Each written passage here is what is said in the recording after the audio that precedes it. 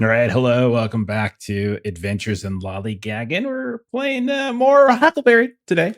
You might have heard about it on this channel over the last, I don't know, like 9 months. But it's up on Backerhead, so you should go back it. And you should get all sorts of fancy stuff. Like, you're not going to get this fancy thing because this is like super special that only a couple special people got. But you can get other stuff that is pretty amazing. So you should definitely go check it out. But we are going to be continuing Huckleberry today. We might do a third session after this, depending on how things go. And we're continuing our run through Veils and Vengeance, which is going to be available through the Seasons of Avarice little supplement that has all these different bounties and things in it. So yeah, definitely check it out. Before we were going on stream, Ashley was trying to cheat and say she had like 40 aces. It was ridiculous. 40? No. It was shameful. I have 4. Shameful. Here we go. Here we go again. Anyhow, I'm 4. I've got one. But yeah, you've got one. See, thank you. Thank you for being honest. Hey, you said you re-listened to the episode. I gotta be honest with you. Whenever I listen to that, I only listen to myself. I don't really pay attention. That's fair. That's fair. Really, just like assessing. Like, man, that was really good of you. Good job, Jeff. So stuff like that. Okay. Anyhow, I feel really seen. But not. I mean, Ashley just rolled better last week, so like I definitely remember lots of numbers higher than 10. Do we got a dice cam on her? We don't know if she's rolling d20s. Hey, we're rolling d100. No. She's got a history. I'm aware.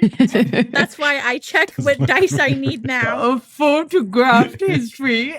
Mm-hmm. Yep, unfortunately, it will haunt me for the rest of my life. But it's also one of those like once you've made that mistake, you won't make it again kind of a thing. Like now you're very like. It's honestly just one wait of my until I'm favorite drugged up stories again. about you. It really is one of my favorite things that I know about you.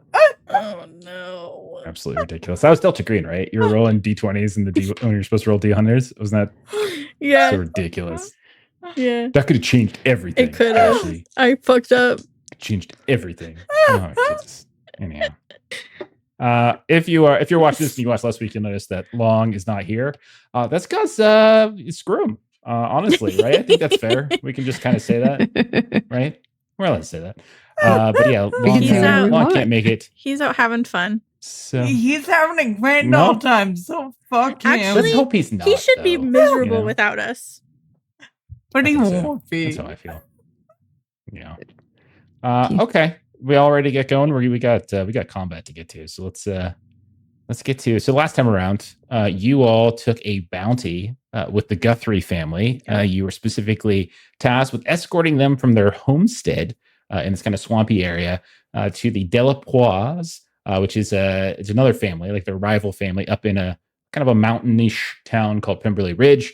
The two families, the Guthries, the Delapoise, have been generational rivals going back to before the migration into the New World.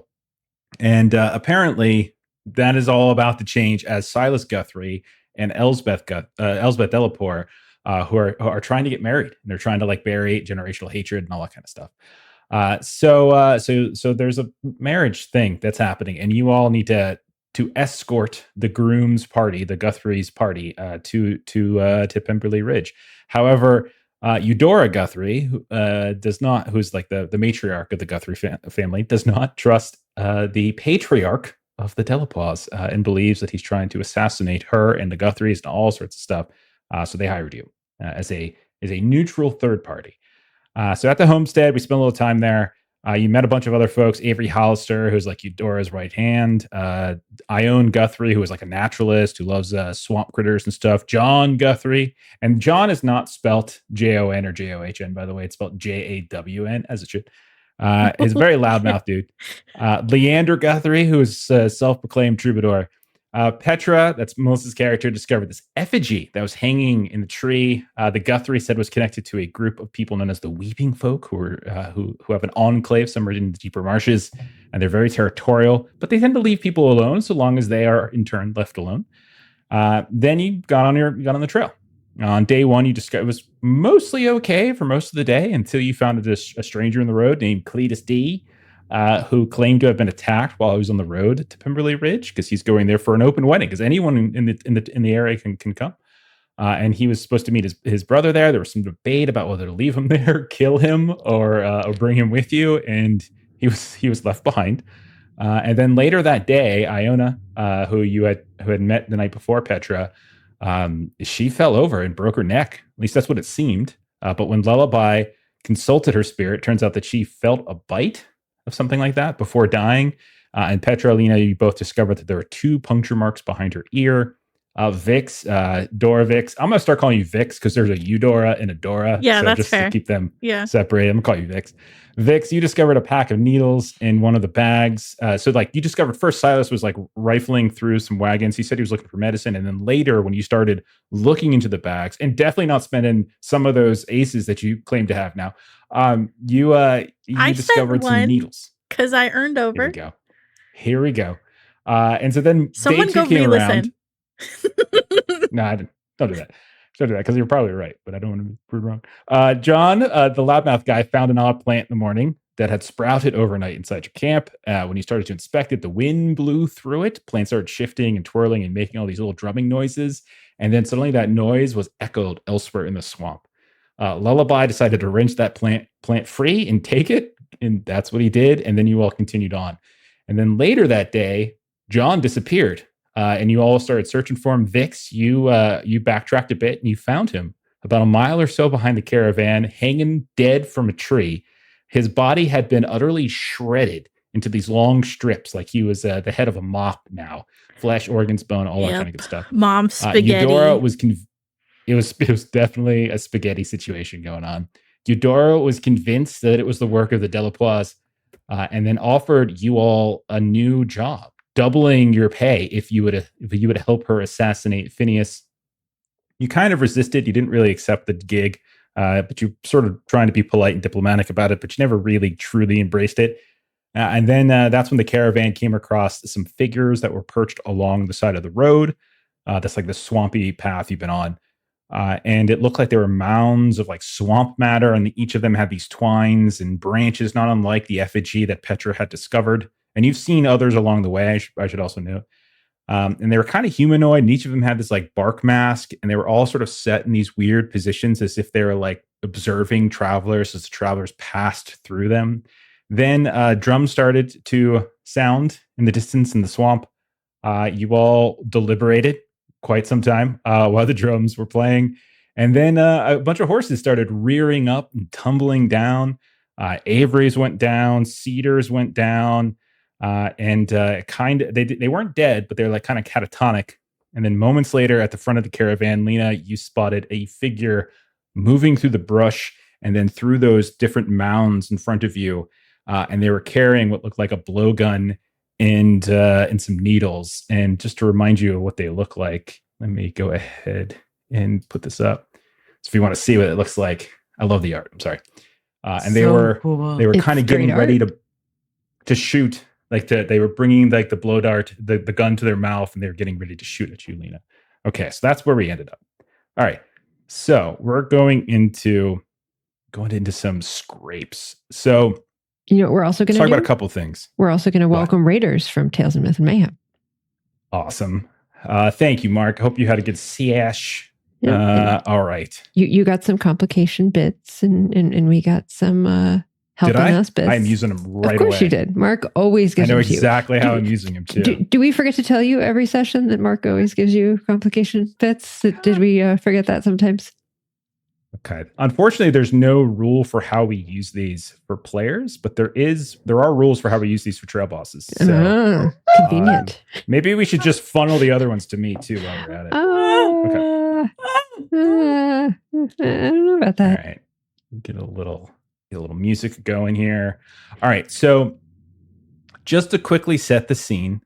Before I do that, let's go over some basics with combat. So this is our first combat in a while because we haven't played in a bit. Each of you will, you'll get a turn basically, and on your turn you get a simple action and you get a complex action for freezies. Okay, simple actions are things like aiming, drawing a weapon, hunkering down, interacting, moving around, stuff like that. Complex actions are things like attacking, doing a full reload, trying to run away, that kind of stuff. You have the ability to spend aces to get additional simple actions. So it's basically +1 ace per additional simple action you're getting. or you could just dump all 4 aces like Dora has to get a second complex action. You're such a brat. I know. You're probably right, which is the funny thing. And so then you get to go, and then the hostiles get to activate, and then you get to go, and then hostiles get to activate, and back and forth it goes, and around we go. When it's a hostile's turn to go, what I do is I ante up, and so I take a card from here. I draw a card from here, which is going to dictate what they do. As each hostile has its own series of actions and effects that it can do based upon what we draw, and then we go from there. Okay. Makes sense? Simple enough? Yes. Ready to go? Yep. All right, so just to reset the scene for a second, in the back of the caravan, we see Petra and Cedar Guthrie have gone down the slope of this swamp road, and you were trying to help Cedar from getting dragged down into the swamp water when their horse was suddenly reared up. And so the two of you are down there with this horse whose head is barely above the water. And then in the middle, we have Lullaby, a pair of wagons, and a handful of other like Guthries and support staff and stuff like that. Towards the front, we've got Lena, Dora. All 3 of you, by the way, are off your horses. We've talked about this already. You're off your horses. Dora and Lena, you were looking at both Avery and Avery's horse, because Avery Hollister was up there with you and had just gotten thrown off his horse. Dora came running up to check on Avery and seeing what's going on. And so there's this little group of Eudora, Avery, Dora Vix, I should say, Lena, and this horse that's now kind of catatonic right at the front. Okay.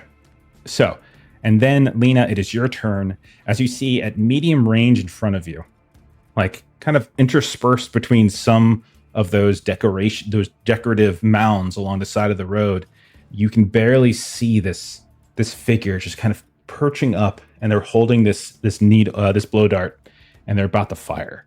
Lena, what do you want to do?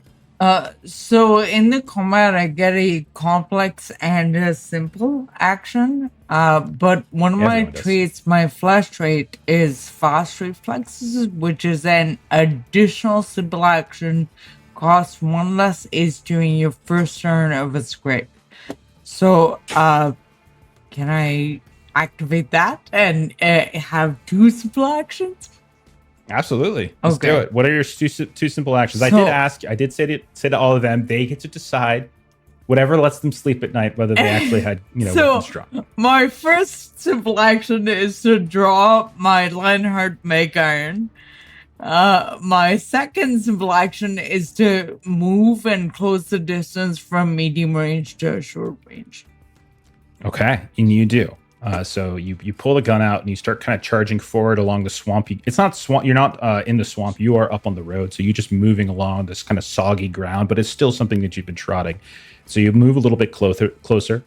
And then what do you want to do next? My complex action is to take a shot with the Lionheart, which is a short range gun. Okay.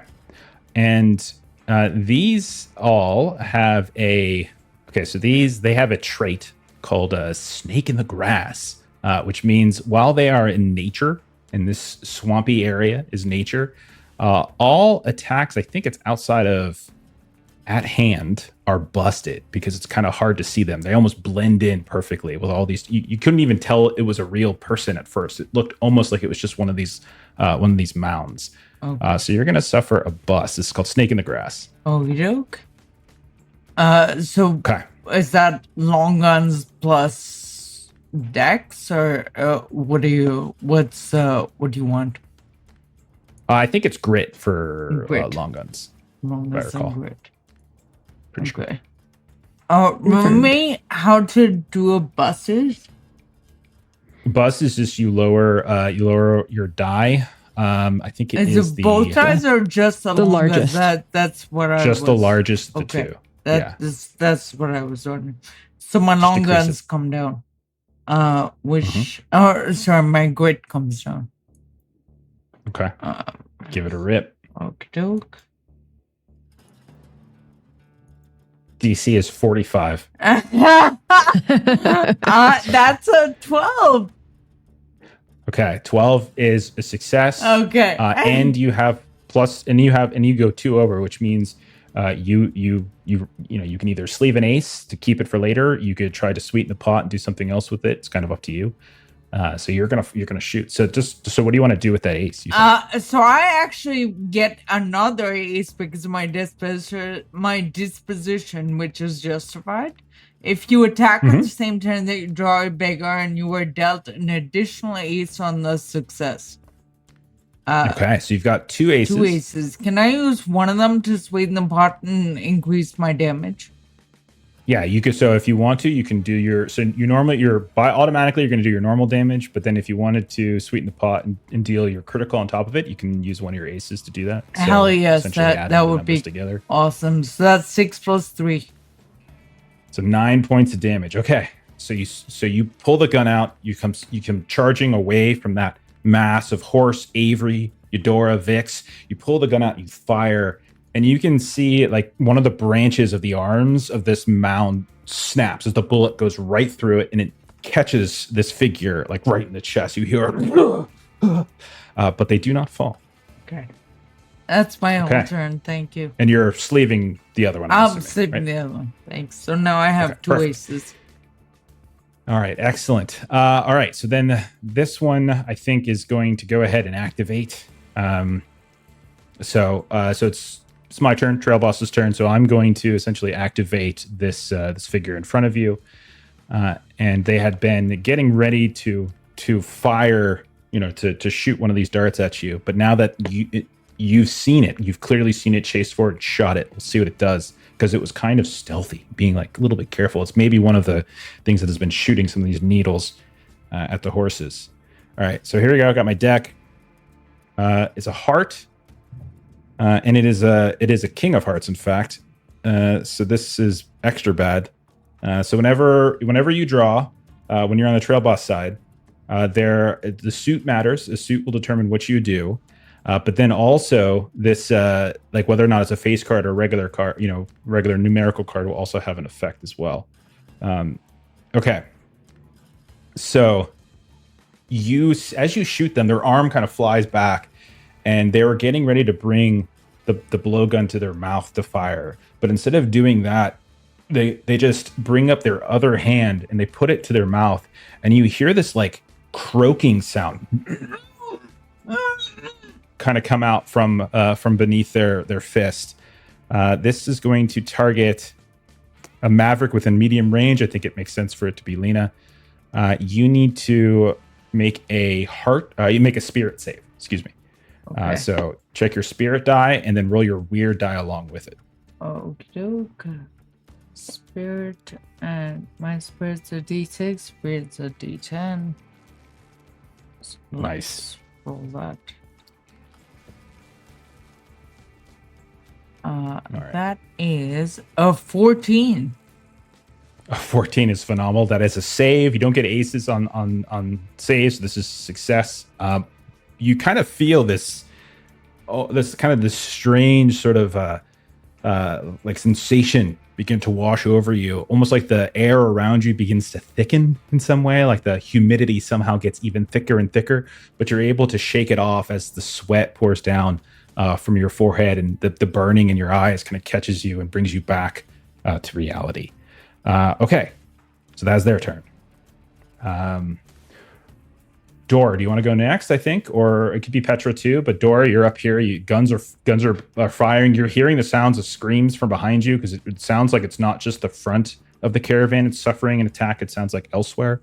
What do you want to do there, Dora Vix, we'll say? Yeah. So with my simple action, I'm going to draw out Wendy, my war club.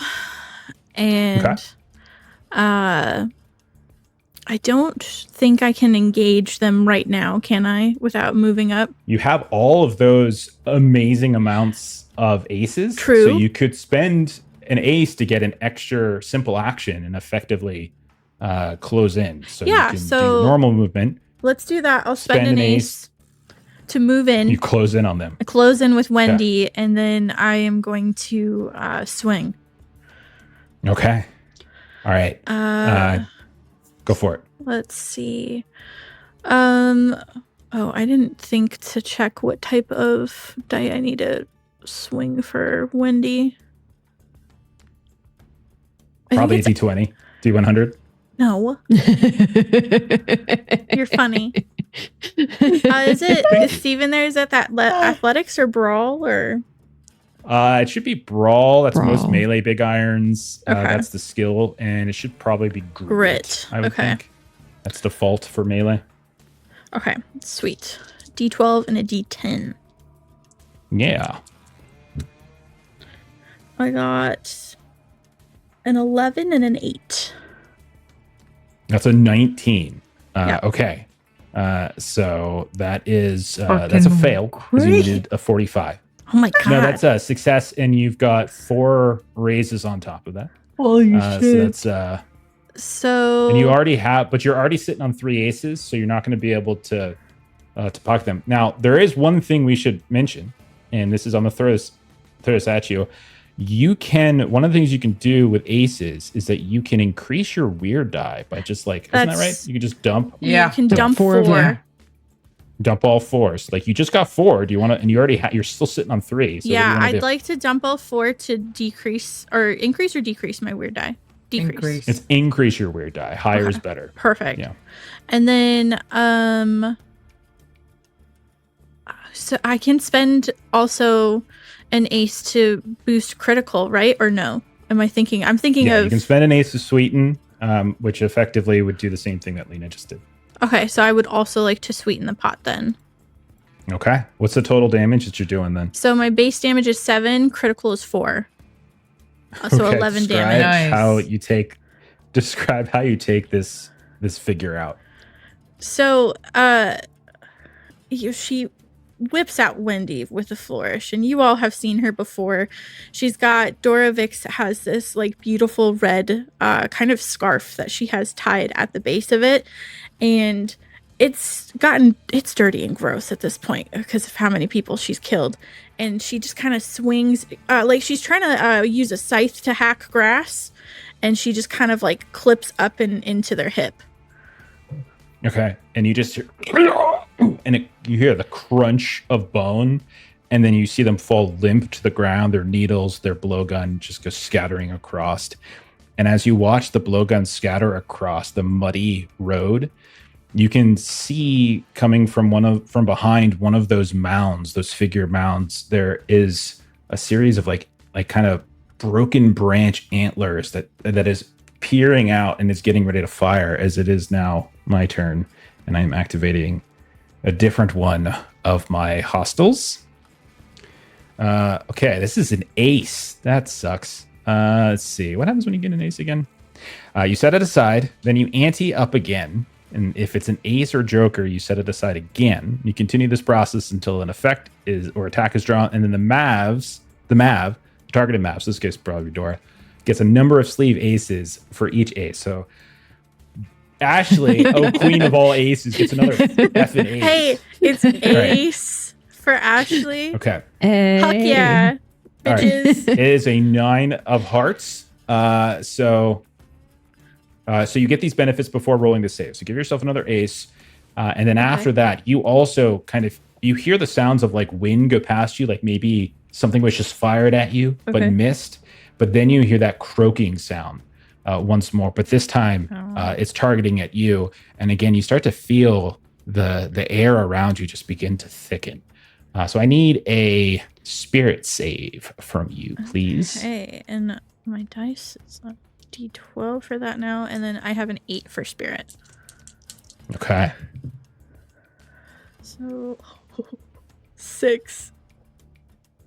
6 total? 6 total. Holy crap. Okay. You have... I rolled... wait, actually... Just rolling a 1 on what's on my weird die. That's bad, right? Is it? I remember there being... I think it's snake eyes that's bad. I don't think it's just a single one that's bad. Okay. You didn't roll snake eyes, did you? Yep, no. Just the 1. Okay. Okay. This is what happened with Dice Luck. You roll like out of your mind, and then not so much. I know you can't get aces on save rolls, but can you spend aces on save rolls to pass? I don't see why not, right? Right? It seems like you should be able. Oh, yes. I can? Yes. Yeah. You've got 1,000 aces. So if you wanted to spend 2, you can succeed on this stuff. Because it gives you +2. Each ice you spend is +2. 6, 7, 8. Oh, so I need. Okay, yeah. So I'd have to spend 2. Yeah, let's do it. Okay, so you spend 2. You started to get very kind of sort of not dizzy, but you're feeling like the air and the air of the swamp begins to like just crush down on you. But you're able to shake it loose. And when you look up again, they've slowly started to slip back behind, and it's like taking a second to figure out exactly where they're at.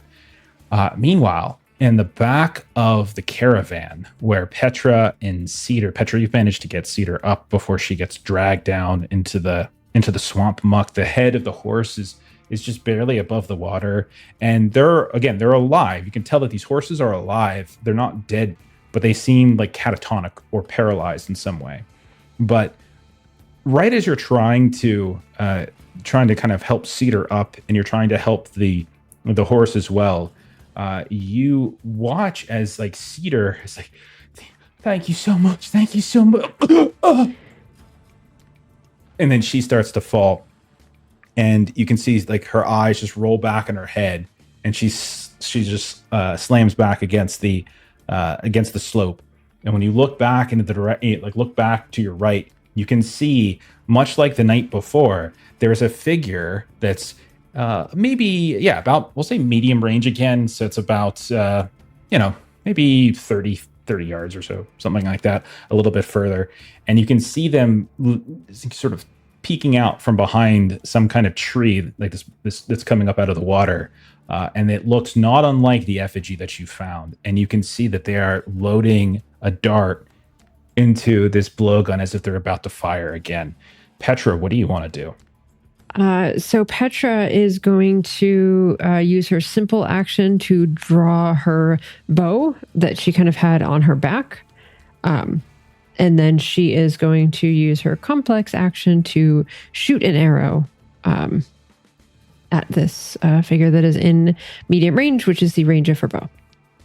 Perfect. Now, because this is going to be because you're outside of that hand, just like what happened with Lena, its snake in the grass trait will trigger, and so you're going to bust one of your die, the higher of the 2 die, because they're just so well camouflaged in this natural area. Okay, so that is going to put me at 2d6s. Okay, here we go. 24 somehow. 10. Okay, 10. Just a 10. Yeah, that's a success. Absolutely. So that's your regular damage. Do you have any sleeved aces currently? I have 1 sleeved ace. Okay. So you have the choice if you wanted to sweeten the pot here, try to get a little more damage, or you could just ride with your normal damage. I think I will ride with the normal damage. And so base damage is 4. Sorry, base damage is 3. Okay, so you fire, and right as they're about to hit, you manage with a quick draw. You just fire this arrow, and it catches them. You can see it catches them like right through the arm, and it just sticks through the forearm, comes out the other side, and their arm flies backwards. It is going to be their turn. I drew a 8 of diamonds, so this is going to target you. And similar to what I've said before, like since their arm was thrown, they instead bring their free hand up to their mouth, and they begin with that croaking sound, and you hear it kind of echoed throughout here or there. It's starting to, like in the mix of all of the shouting that you're hearing and some gunfire and people calling for help, you hear this weird like echoing croaking sound. It's not a perfect sound of a frog, but it does remarkably sound similar to it. I need you to make a reckon save for you, since it's a diamond this time, as you try to sort out just what exactly is happening. Okay, so my reckon is actually a D12, and then my weird is currently a D10. Okay, give it a roll. Heck yeah. That is a 10 and an 8.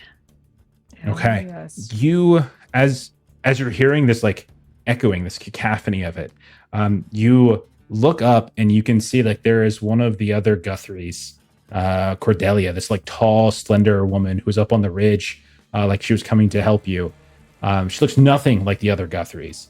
And you can see she just kind of gets kind of dizzy and just falls down. You see her slide headfirst down. And you think that whatever it is that they're doing with this croaking is somehow like this disorienting effect. And that is the end of the first round. We do some upkeep now, and that's just on my end where I get to move some folk here and there. That anyone who I didn't activate can do a little movement. And because Mark gave me a complication, I do have one person I'm moving.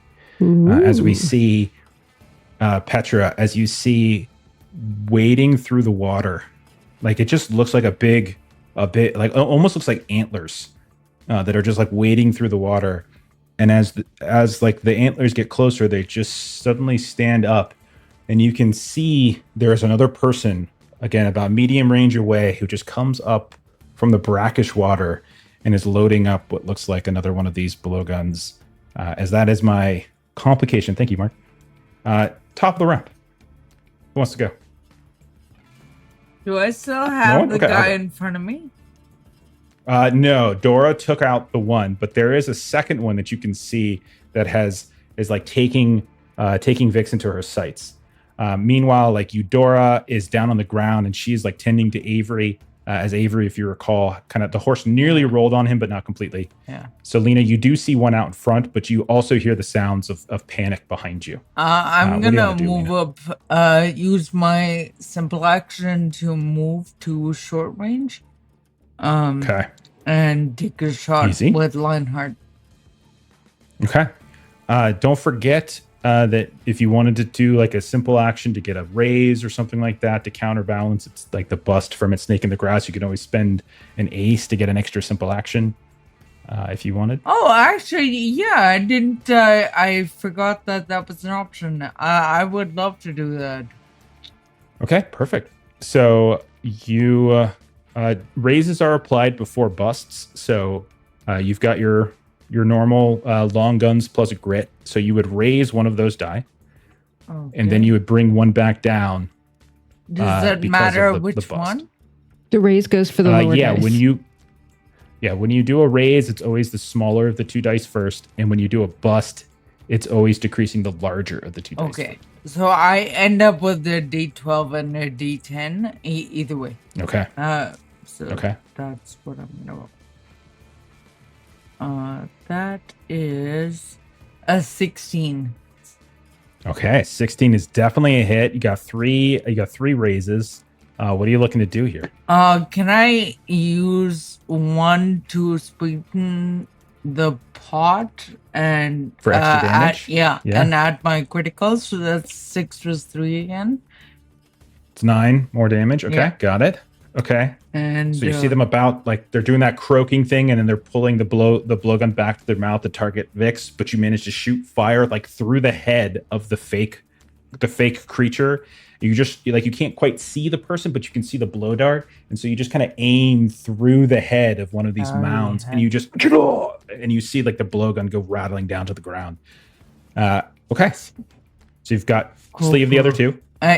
Awesome, thank you.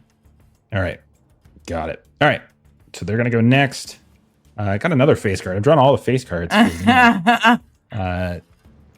Jack of clubs. So this time around, as they kind of scramble a bit, and then you see them start to, because I can use like a little simple action. They're going to start almost like retreating down the slope of the swamp, but they're going to fire as they do, as they start to slip down into the brackish water and away from the road. So this is going to be clubs. This is going to be a grit test for Lena. Okay. Yeah. So that's my grit, my weird, which is a D12 and D10. That's right. Which is 18. Okay, that is a success. Again, this time I think maybe you get hit by a dart, but like you manage, like you feel the actual piercing, and then you rip it out. But whatever substance, I think I would love to get hit by one of their darts. Yeah. But you get hit by it, but you just like rip it right out, and it doesn't do anything to you. You're just too strong. Right. Okay. Who wants to go next? Dora or Petra? Was there anyone else up near me? Yeah, so you and Lena are in the same area towards the front of the caravan. The one that Lena just shot is now starting to backtrack into the swamp on the other side of the road and now down the slope a bit and away from you. You saw them move. You heard the gunfire from Lena. You know it's running, but it is still alive as far as you know. That's the only one that you've seen. That stag antler thing is only in view of Petra right now? Yeah, in the back. That's correct. Yeah, that's in the back of the caravan. Yeah, Petra, if you want to go next, then. Okay. Yeah. I mean, definitely. She was like kind of seeing this thing come up, and so she is very quickly, grabbing another arrow and shooting at this thing as it's sort of like appearing in front of her. So that's going to be another long guns plus grit. Go for it. And then am I getting the same bust on that again? It's the same thing. Yeah. Okay. Yeah. While you're fighting these all out in the swamp, then they basically get their effect. Don't forget, you haven't moved. So if you wanted to use your simple action to aim, don't forget. I would like to do that because I didn't have to this time. Okay. So that will be, okay. So then that would raise. So then I'll go back to having a D6. Raise first, then bust. Yeah. Okay. Okay. Sorry. Let me make sure that I'm doing it properly. So I've got a D6 and a D8. And so your D8 goes to a D10 for the raise. The D6 goes to a D8 for the raise first. Your D6 goes to D8. Yeah, and then the D8 goes down to a D6. Okay. So, yeah, you basically just end up in the same place, don't you? Yeah. That is only a 7. Do you have any sleeved aces currently? I have one. So that would only put it to a 9. To get you up. So yeah. Yeah. So I would save it. So you fire. I'm so just discombobulated by the look of this thing that I'm just like, I don't even know where to aim. And so then it sort of like, I imagine goes into sort of some like the antler area where like it's not actually hitting like it's just in the vicinity kind of a thing. Like maybe it just like bounces off the antler. You just see like the arrow just like clank off that antler piece and just go flying off into the water.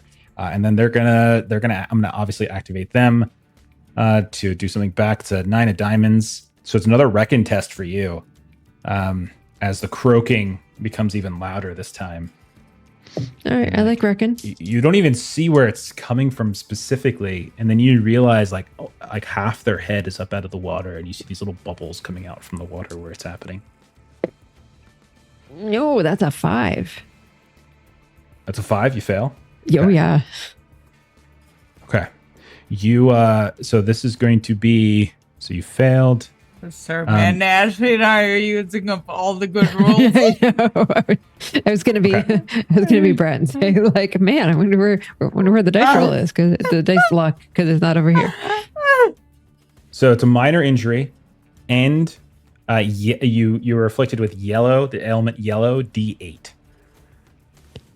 Okay, you can flavor the minor injury how you like. Go ahead. And then also, I have a brave disposition. So whenever I take the yellow ailment, I decrease the die size 2 times. So okay, so that would take you to a D4. So I think you're good. I think they could just wave it once you get down to a D4, right? Right? Why do I think that? That's a good question. Yellow. I think once against it.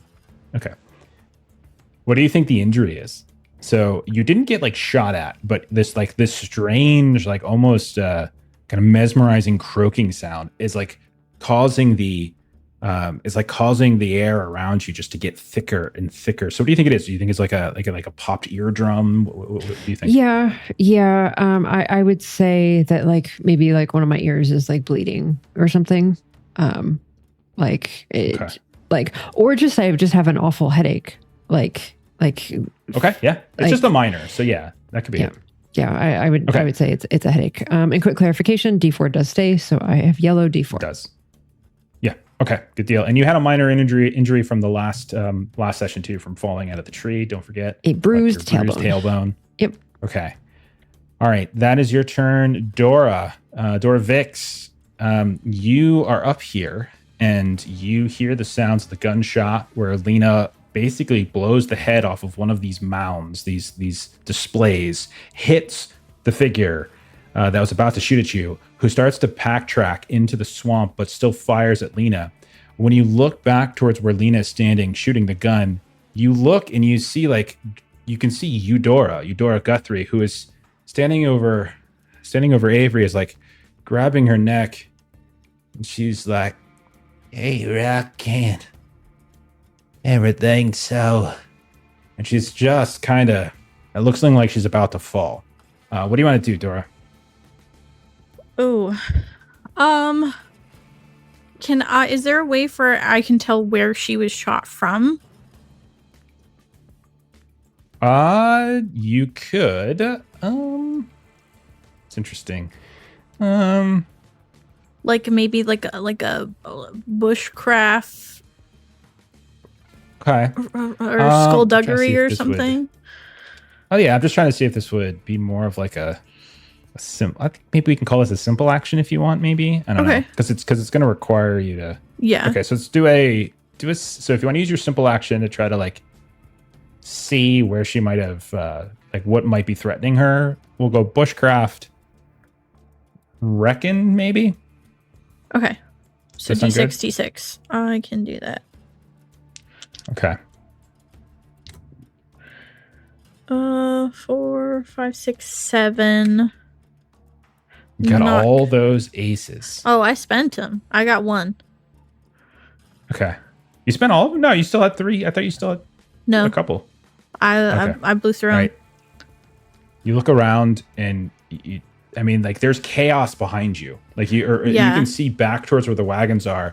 Like some of the horses that are on the wagons, one of them kind of slopped down as if it's like it got shot. Like one of the creatures that was pulling the wagon, and you can see another one is trying to like pull at the reins a bit. You also see like Lullaby is like trying to hop and help around here and there, and he's like kind of stumbling around. There's definitely chaos going around in the middle. You don't see Petra, but you definitely think that it's not just the front of the caravan that's getting attacked, but it might be the entirety of the caravan. But the one that you can definitely see is the one that Lena shot and is now slinking back into the swamp. Yeah, I don't want to run away that far into the swamp to follow after, just because we're supposed to like protect this caravan. So maybe like if Lena's on one side of the front, I'll like the left side of the road, so to speak. Maybe I'll go to the right side. Like maybe she was shot behind or something, and I'll just Yeah, because that would moving would take my action, my complex action. I think. Yeah, unless you wanted to spend the ace or something like that. But yeah, like the one clear target you have is the one that's running away. You don't see any other clear targets. So because we're kind of fighting on two fronts, front and the back here. So that's why I asked in the beginning or earlier, I should say. So we're kind of on two fronts right now. I see. Okay. Yeah. Okay. Yeah. No, I'm just gonna kind of be watching out to intercept for Eudora, if that can be my complex action. Okay. Sure. Yeah, sure. We'll do that. Okay. So if something bad might happen to her, we'll say it's redirected to you. Okay. I'm going to activate. There are 2 in the back that are terrorizing Petra. One with the kind of antlers coming out of the water. One with the branches that's kind of poking out from behind a tree. The one behind the tree is going to attempt. I'm gonna activate them. They're going to target you. It's going to be a queen of clubs. So remember that face cards are even worse. So clubs. Let me pull it back up. Clubs is grit. As you turned to fire at the one with the antlers coming out of the water, you feel like this, like the prick of something in your. And like your shoulder or your arm, and you look back and you see that they're firing these darts at you. So give me a grit save. Okay. Don't forget, at the start of your turn, by the way, do your yellow roll. Actually, no, this isn't your turn. Never mind. This is your save. Okay. So because I'm yellow, that means that everything is busted. So grit would be D8 and weird would be D10. So because it's busted, that means I'll be rolling 2 D8s because of yellow. Well, yellow, I remember with ailments, you roll like you roll the die at the start of your turn or the round, one of the two, I can't remember. And then that's what determines whether or not you actually suffer from the effect. Okay. Do you do that? Yes, start of my turn, and so it's not the start of my turn. Start of my turn. This isn't your turn. And this is a your save. turn. So Yeah. That's what I said at the beginning. Yeah. Okay. So you're good. Okay. So I rolled an 8 on this save. Do you have an ace to spend? I do. Yes, because it wouldn't have done anything for me to spend it last time. So I will spend the ace so that I will have a 10. Yeah. And so the second dart comes flying out of this blowgun, but you manage to move just the last second, and it hits the slope behind you in the mud, and it just misses. Okay. I think, is that everyone's round? I think that's good, right? Okay. And I activated all my hostiles. So they all went this round, so I don't have any extra upkeep to do. And so we go to the new round. And any of the three of you, who wants to go? Because Petra, you went, right? Am I wrong in thinking that you went? You went, right? I think I did. Yeah, because you reflected a shot off the antler. Okay, that's what I thought. Okay. Yeah. All right, who's up? Petra, you want to go first this time? Sure, I'll go first. So I'm rolling, and I got a 1. Okay, so low is good. I think low is good. Yeah, right? 1 to 3 Mav ignores the ailment's effect this turn. Yeah. So I still have it because I haven't cleared it, but I can ignore it. Taking the effect. Yeah, exactly. Okay, perfect. So I want to, I'm going to turn my attention to this other one that just shot this thing at me. 2-on-1 back here. Mm-hmm. So then, would that be This is also the one that you shot with an arrow. Okay. All right. So then, okay. I'm going to play this like because I had aimed at the other one last time. So I'm picturing, to be fair, that I kind of need to reposition a little bit to, so simple action that and then shoot. Okay. So long guns is a D6 and grit is a D8, and I'm not currently applying the yellow, so it's straight. Nope, you're busted because of their snake in the grass. That's right. Oh, booey, that's a 9. Oh, it's a shame that you used that ace at the last round. It's a shame. It's such a shame. Okay, so you shoot, you fire. You can see the arrow just like ding, like right into the bark of the tree that they're digging behind. And she's so frustrated because it's like 2 turns now where she's like gone to shoot her bow and it's just like missing the mark. And so like. Mm-hmm. If anyone were looking in her direction, you would just sort of see just sort of this like irritation, which is probably going to make things worse. But she is definitely like irritated and kind of like scuffing her foot a bit. Are you yelling for help at all? No, like I would say she may be vocalizing just the cussing, basically, kind of like. Okay. But she did like she is kind of like she would have yelped in pain when sort of the. She kind of got the headache. So there would have been a vocalization of pain if anyone. Okay. Honestly, Lena's assumption is that there have been 2 gunshots that Petra has not responded to, so something is going on with her. You guys, it's chaos. Like everything's going crazy. The horses are dropping, wagons are kind of being removed. You can hear people shouting stuff. So there's definitely chaos going on. But Petra, don't forget, there is 2 Guthries that are nearly unconscious next to you. This horse is about to drown, and you're being attacked by 2 of these. I know pride might be a thing for Petra, but yes, no shame in calling out for a little help, especially now that I just drew this King of Clubs. Son and it's going to shoot back at you. So go ahead and give me that grit save. Okay. All right. So that's a D8 and a D10. So yes, that is fair. You all have convinced me that I would yell. Use some help. Definitely tell us this is a Steven design game because Melissa's getting the worst of it. Right? There's a secret rule where if troll bossing against Melissa specifically. Yeah. 11. 11. That'll be a success. When you keep dodging, and each time you dodge, like a needle just buries into the dirt behind you as you're just firing over top of this brackish water. Let's see, Dora, you're looking around, and I'll say that now that you've moved back towards the middle, you can see the chaos. You watch as Lullaby just falls off a wagon and just lays down. Like he just kind of flops down to the ground. You can see Leander is like dragging him underneath one of these wagons, but the wagon's kind of moving around. And then you catch sight. We'll call it we'll say medium range. I think long range is too far. Medium range, you can see that there is a figure in that swamp towards the back of the caravan that almost looks like there's like a moose or a giant like elk just shifting and moving through the water and is firing these darts at an unseen target. Like you can't necessarily see it just because of the slope of the. But you know that definitely the back of the caravan is being attacked, and you do know that Petra is back there as well. And you just saw Lullaby, but you do see Leander is tending to Lullaby. Okay. So Dora, you see all that. Lena, you see the one that is racing down towards the front of the caravan and slinking back into the swamp that you shot now.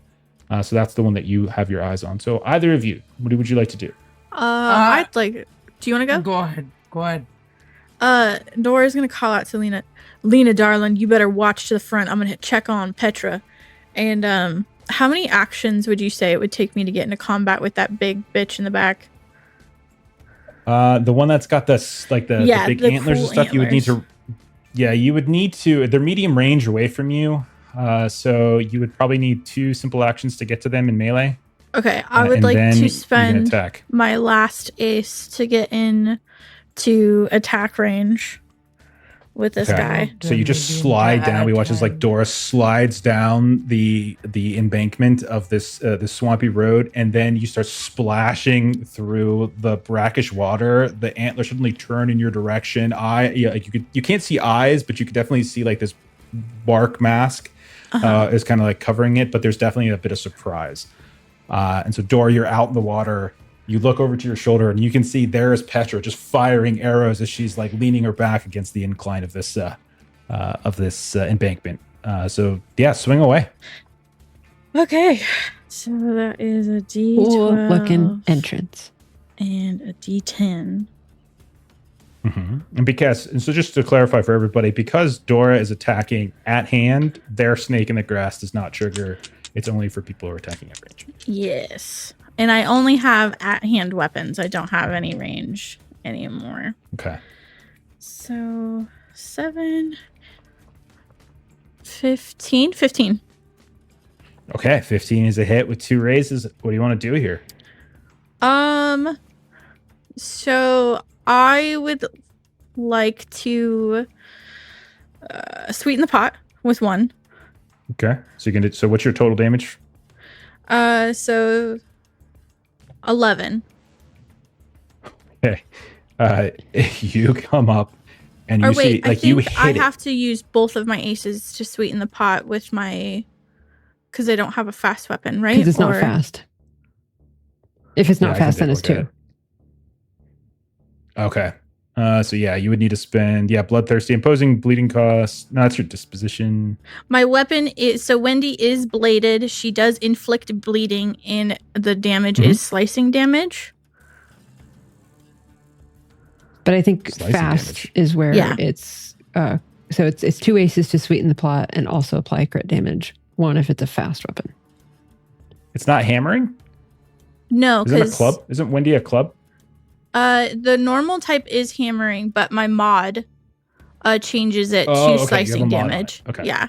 Got it. Understood.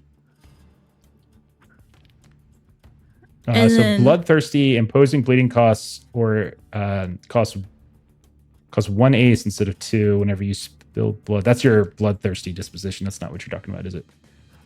No, I was just talking about my modification. I don't know, because it says it's bladed inflicts bleeding. Do I still have to spend an ace to inflict the bleeding? Or yeah, so I think that's your. Hang on 1 second. I'm trying to open up your. Sorry, I know my mods get a little wonky. Okay, so you need to spend 2 aces to inflict your bleeding. But because you have bloodthirsty, I only spend 1. Because you have bloodthirsty, it should be only 1 for you. Normally it would be 2, but because because Okay. imposing bleeding costs 1 ace instead of 2 whenever you spill blood, sleeve an ace. So Okay. I think for you, it's just 1. So then I'm going to spend my other ace to spill blood, but then I'll sleeve an ace. Okay. Yeah, you did get 2 aces. So what's the total? So what's the total damage then? What's your regular damage? Regular base damage 7. Okay. And then it's also bleeding. Okay. Yeah. So you've made it bleed. Yep. And then you can sleeve an ace for making something bleed. Okay. All right. So you race up. You've got your bladed club. This thing is not able to move too quickly because it's in this brackish water. And as it's trying to scramble back, you just slam it right across its face. You like kind of cut into its neck. You hear, "Argh!" And you can definitely hear a person's voice beneath this this kind of head ensemble, like the mask and all these reeds, and then the antlers themselves. It looks to be kind of covering it, but they are now bleeding. Petra had been just clanking her arrows off this thing, and Dora just comes up, and Petra is much appreciated. Okay. So at the start of Dora's turn, Dora, just remember bleeding. If it gets around and they're still alive, just remind me so they'll take the 4 damage. Okay. Okay. All right. Activation wise, I'm gonna have the one up front activate. I got another face card. Oh my gosh! For old Lena. Lena, you're getting shot at from the brackish water. You are going. Diamond is going to be a reckon test. Okay. Once they slip down into the water, it's kind of hard to see where their shots are coming from now. So you're like looking and looking and looking. So my reckon's a D8, which is the reckon save gets me. I have an 8, but can I spend an 8 to get a 10? Absolutely. Okay. Absolutely. Okay.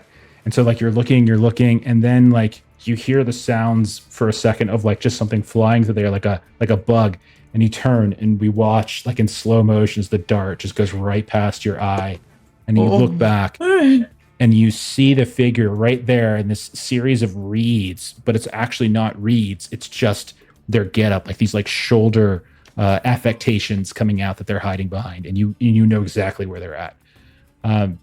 Okay, do you want to go? Do you want to follow that up? Yeah, action? Because fuck that person. I'm gonna take it on. Okay. Thanks, man. All right. I'm gonna are they at short range already, or do I have to move to get them? You do not. I did have them move. So yeah, you would have to spend your action to maybe move a few steps to the other side. And so I'll use my simple action to get into short range, and my complex action to attack with Lionheart. And I'm gonna say, because you're a little elevated on them, I'm gonna say like that's gonna counteract the bust, because you do have like a view from above down on them. So awesome! I was just gonna spend an ace for that. So that's great. No. Okay. Okay, so that's long guns and grit. Long guns, grit, yeah. Which is D10 and D12. Let me give you that just 1 second. Sorry, my hands are being a little funny today. 14. A 14. Okay, that's a hit with 2 raises. What do you want to do? Can I spend 1 to sweeten the pot to do my critical on top of my base? Okay. Which is 9. What's the total? 9. 9. Okay. Describe what it looks like as you kill this one. It's a headshot that leaves a bleeding, horrific canoe. Okay.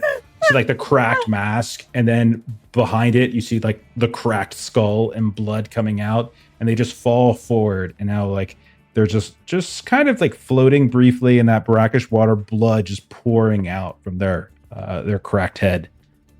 Okay. I still get to activate a hostile. I am just waiting for the face. I am going to activate the one that was shot by Petra and is like right behind the tree. And they're going to target. They're going to keep targeting Petra. I think you two have been like firing at each other. Yeah. Right. And so they're going to shoot another. They're going to shoot another one of these darts at you. So I need a quick save. This is a spade I've drawn. An 8 of spades. Okay, so I have got a quick is a D6 and my weird is a D10. Nice. Got this. I don't got this. Actually, that's a 7. Okay. All right, that is a fail. You don't have 2 You don't have aces sitting up aces, your eh? sleeve. or anything? I got 0. Okay. All right, so this is going to hit you then. So this is a minor injury. So this time you're getting hit by the dart and bushed D8.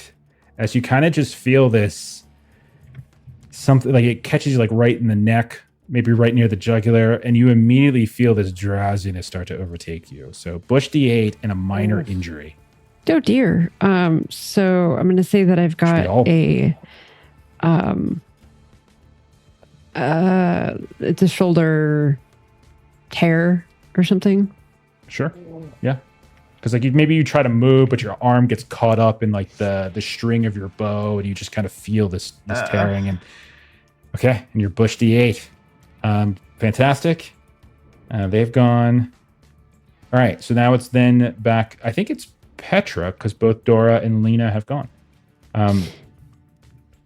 Okay. Yeah. So I need to let me get back to this again. Okay, so I have my yellow is a D4 that I'm rolling at the start of my turn. And I got a 4, so I do have the all actions are busted, and if I move, it has to be away. And I am also bushed, which is D8 is a D8.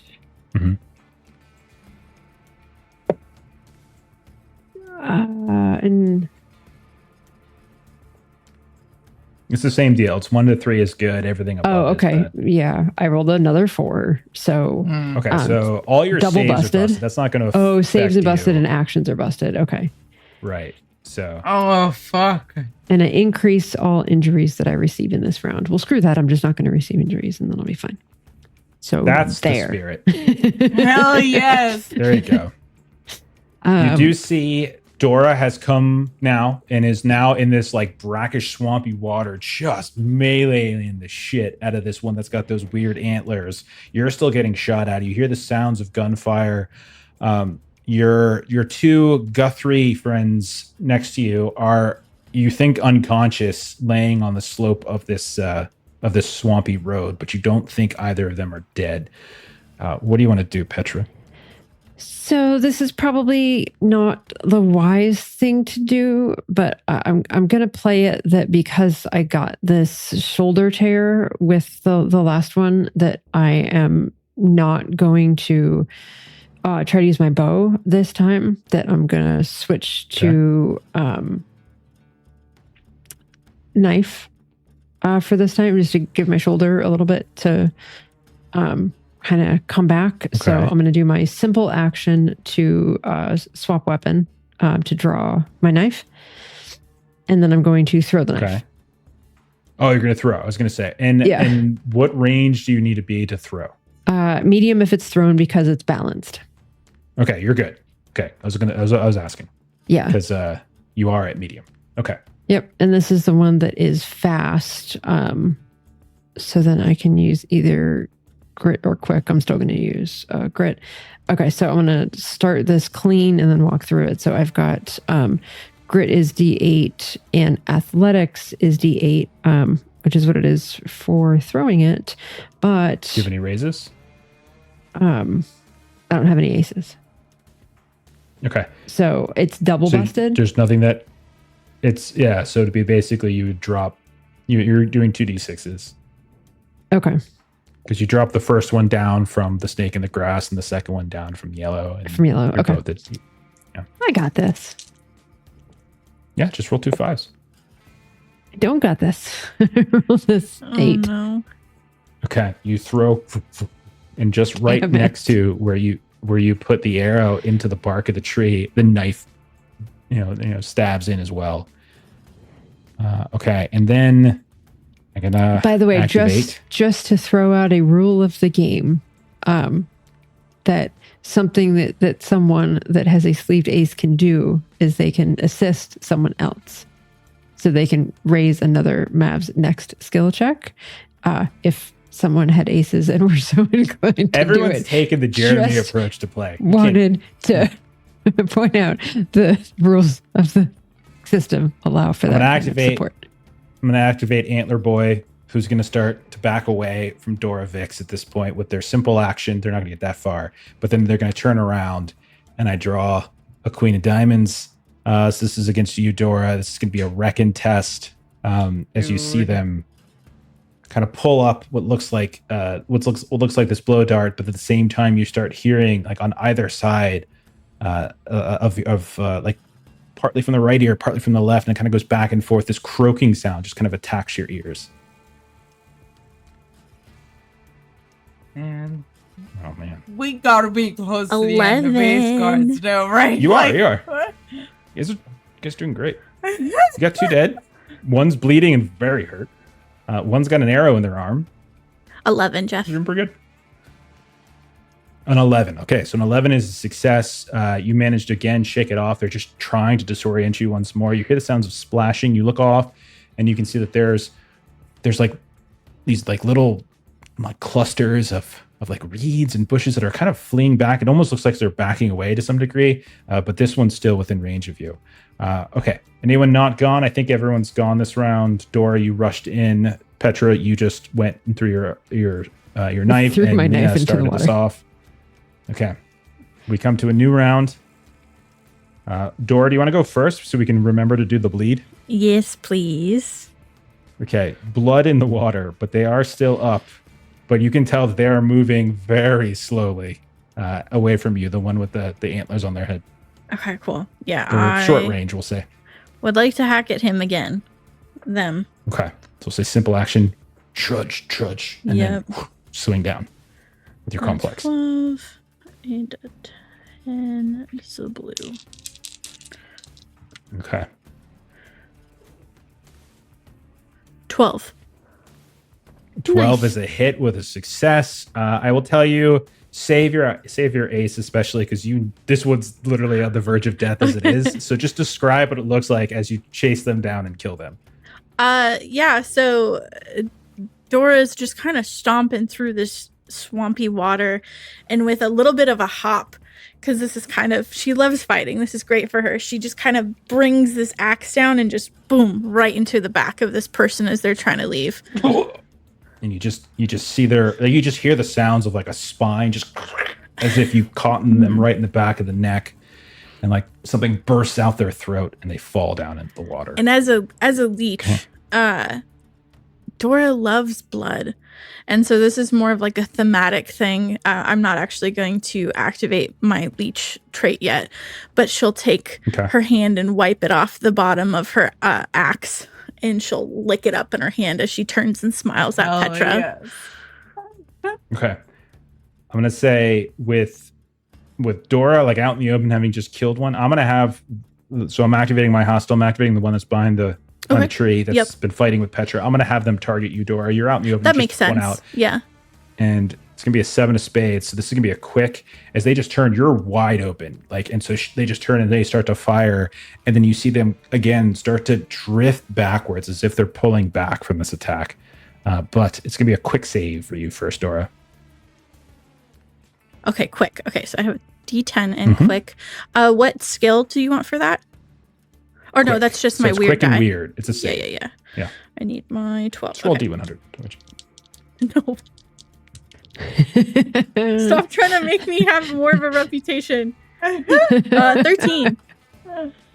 13 is a success. You're good to go. You managed to dodge out of the way, or maybe you just like hit it out of the air. Like you're so locked in. You see this tiny little dart.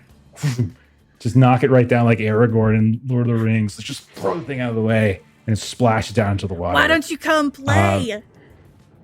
Why are you running away? Up front, Lena, you don't see any threats like everything you think is taken care of. You look back, however, and you do notice on the ground, back where you and Vix and Avery were at the start of all of this, you do notice that it almost seems like the roles have been reversed, as no longer is Eudora trying to tend to Avery, but instead you can see like Avery is now up over top of Eudora, who is on the ground. You can see her staff has rolled off away from her, and her head is just kind of lolling around, and Avery is like moving her head back and forth, like Eudora, no, Eudora, no. Very panicked. And then in the back, obviously, there's the one still backing away. What do you want to do? Don't Petra have that handle. I'm gonna use my simple action to move up to Eudora and Avery. And can I use my complex action to patch up or to do some kind of you could be like a bushcraft, and we'll go from there. Give me a bushcraft, probably reckon, I would think, in this case. Yeah. So my bushcraft is D6 and my reckon is D8. So that is that's an 11. 11 success? Okay. Yeah. You notice that there are 2 darts, that one of them is in her neck, and you can see like one of them is like on like the back of her leg. You can see one sticking out from kind of the back of her, like almost by her hamstring. She's gotten hit by 2 darts, it looks like. Okay. Can I use my pickpocket calling to palm all 3? You can palm any book. There's just 2. Oh, sorry, I misheard you. You can pluck them both out. Yeah. Okay. And like she's still like kind of coming in and out of consciousness. She's just like, where's Silent? Where's my boy? We'll so find you can tell him. she's still kind of conscious. And she says absently, looking at the darts. Okay. I'm going to go next. I'm going to activate a hostile that has started backing away, and they're going to continue to back away. As they're going to start to, the one that's been fighting with Petra, that's got shot in the forearm, that just shot at Dora, started to drift back into the swamp, and it's now going to use like the full complement of their actions to just slip even further and further into the swamp at this point. No attacks, however. Dora, like you and Petra are back here, and you're watching. And at a certain point, like you see the water kind of ripple around them, but then it stops, and the 2 of you you can't see for the life of you where it went. You just saw this figure. It doesn't mean you can't do anything. You guys can follow if you like, but it's very, very difficult, you realize, as they just seem to blend in. Do either of the 2 of you want to do anything? Do either of you want to chase? I think I still need to go this round, and Dora's already gone this round. And I can't chase because I'm yellow. Okay. All right. So if that's the case, Petra does something. What do you want to do, Petra? Petra will like grit her teeth and switch back to the bow, and try to fire. So this is going to be. So what's your range? Just because remember, they just ran away deeper into the swamp. They just used the full complement. I mean, I could have drawn an ante, but like I technically could do that, but they're not really attacking. They're literally just escaping. So it's just a question. Okay. Like you're going to be at a much longer range than you would normally be. And hell if you know where they would actually be. Okay. And so there isn't anyone then left within the medium range for me to shoot. The only one. Okay. I mean, there's Dora. Well, honestly, I think what she would probably do is kind of the selfish thing, which is try to do a patch up on herself because of these ailments. Okay. So I'm going to say that while you're doing that, and since you had to go, I'm going to say the That last one does manage to go again, and now is even further away and is no longer catchable unless you actually undertake a more significant ordeal of tracking. But you go ahead and you try to do your best to kind of patch up some of your ailments. And we'll say I'm going to break initiative, if that's okay. And as you look around, as you take stock, Dora, there's a body floating in front of you. You can no longer see the one that ran away. You look back, you see Petra is patching herself up. 2 of the Guthries are on the slope. Neither of them look dead. You can see one of the wagons is nearly collapsed off the side of the swamp road, but has managed to stay up there. Lena, you can see that Avery is like kind of cradling Eudora's head in his lap, and he's just kind of like lightly tapping like her cheeks, and she's saying to go find Silas.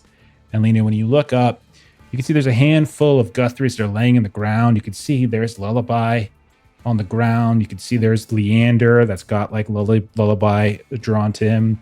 And you can see like Silas is right next to them. The 3 of them are kind of like clustered together underneath one of the wagons. A couple of horses are laying on the ground as well, but some of them are still standing. What is everyone doing? I'm gonna go to the first one that attacked me and look for that fucked up blow dart. That frog sounding blow dart. Okay. Yeah, you race over to the one that's still up on the road, the first one you took out, and when they fell, their clothes are as you would expect them to be. It's a mixture of kind of like woven kind of plant fibers and things like that. But you do find the blow dart, and you do find a handful of or blow pipe, I should say, and then a handful of darts along with them. Okay. And so, yeah, you can pick that up if you like. Yeah, please. That's what I'm immediately. Okay. What about you, Dora, while Petra is patching herself up? While Petra's patching herself up, I think what my main thing would be helping right that caravan that's starting to fall off. Just because I know I'm one of the strongest one of us, especially with John gone, and just kind of shoving that right back on the road to help get things righted up again and ready so we can get out of here. Okay, so you're trying to like help with you said you're trying to like reposition like the wagon. Is that, yeah, you said there was like a wagon that was kind of like slipping off the road. Yeah. Into the swamp. You come up there, put your shoulder into it. Somebody else sees what you're doing, and they come over. Yeah, because I'm a Goliath. And the 2 of you. So my shit's raised, and she's beefy. Okay. So, and you managed to keep the wagon from falling back down. Absolutely. Awesome. What about you, Petra? Okay, so I did all of the rolls that I needed to do with this. I did everything that I needed to do. I rolled a 14, and I'm a sawbones.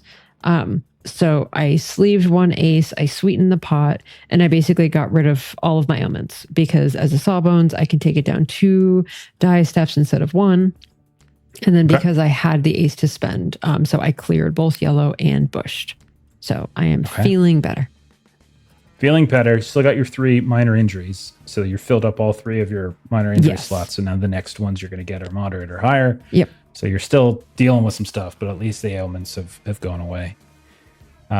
If you check in on Cedar and Cordelia, who are next to you, both are still there. They both have what looks like two of these needles, these little darts, in various places on their body, as if they got hit by a couple. But they are living. They are alive.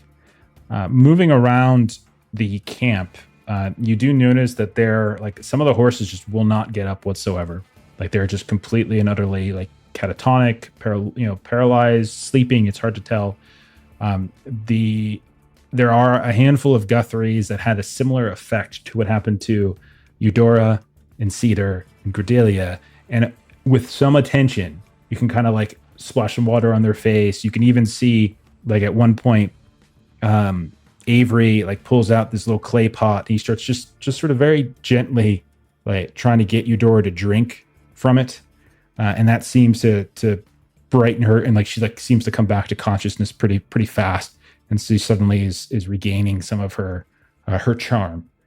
The only person that looks like it's struggling to regain consciousness seems to be Lullaby.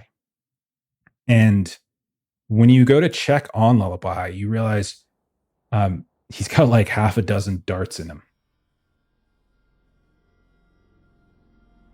This is what. Why did everyone attack?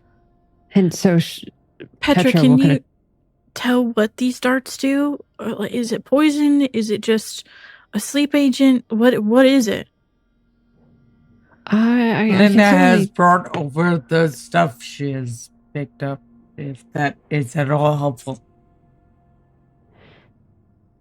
Can I do like a bushcraft to try sure. to... Yeah, go for it. Bushcraft, reckon. Okay. If Lullaby's dead, we all know he's going to haunt us for the rest of our days.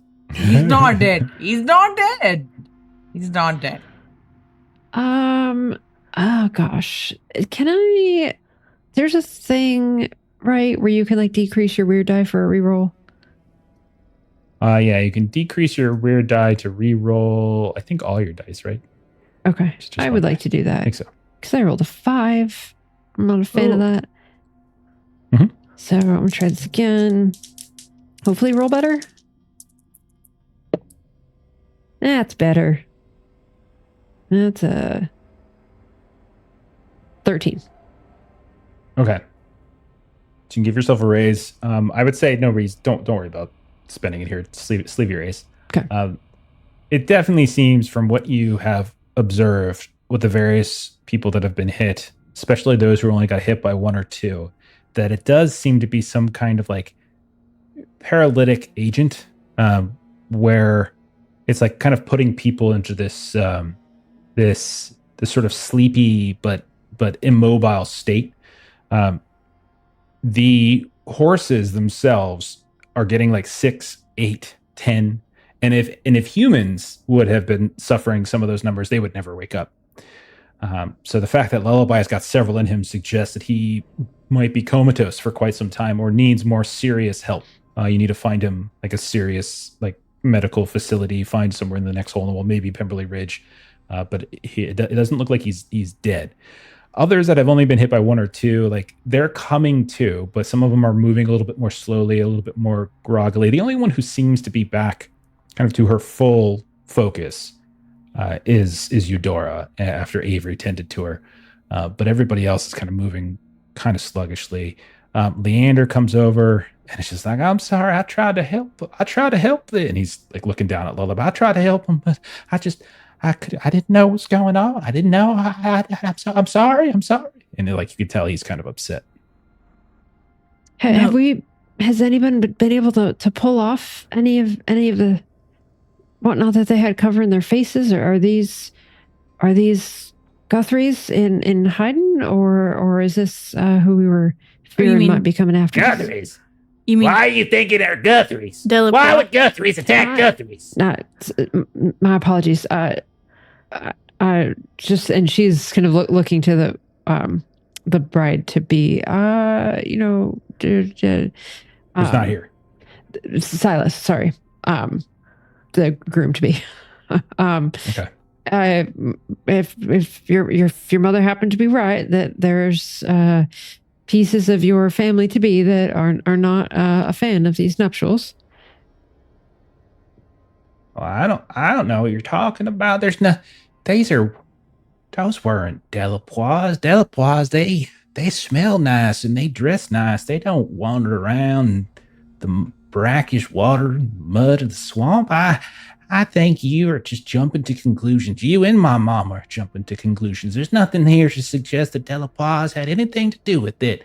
More than likely, it's just probably just a misunderstanding is what it is. Someone probably just went too far and kind of crossed over into a territory, and this is just kind of payback.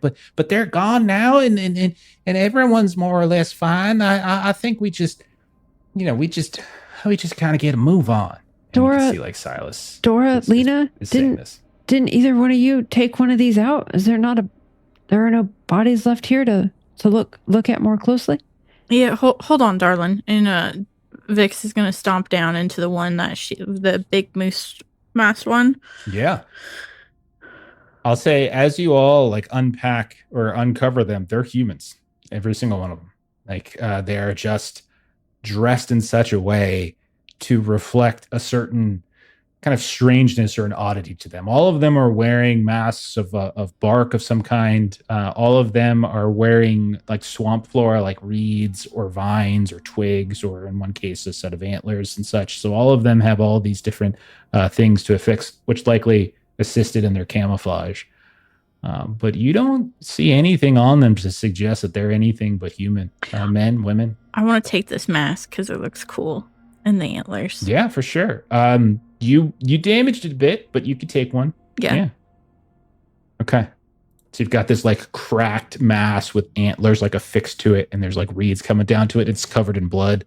That is one tiny little arrow nick in one of the antlers.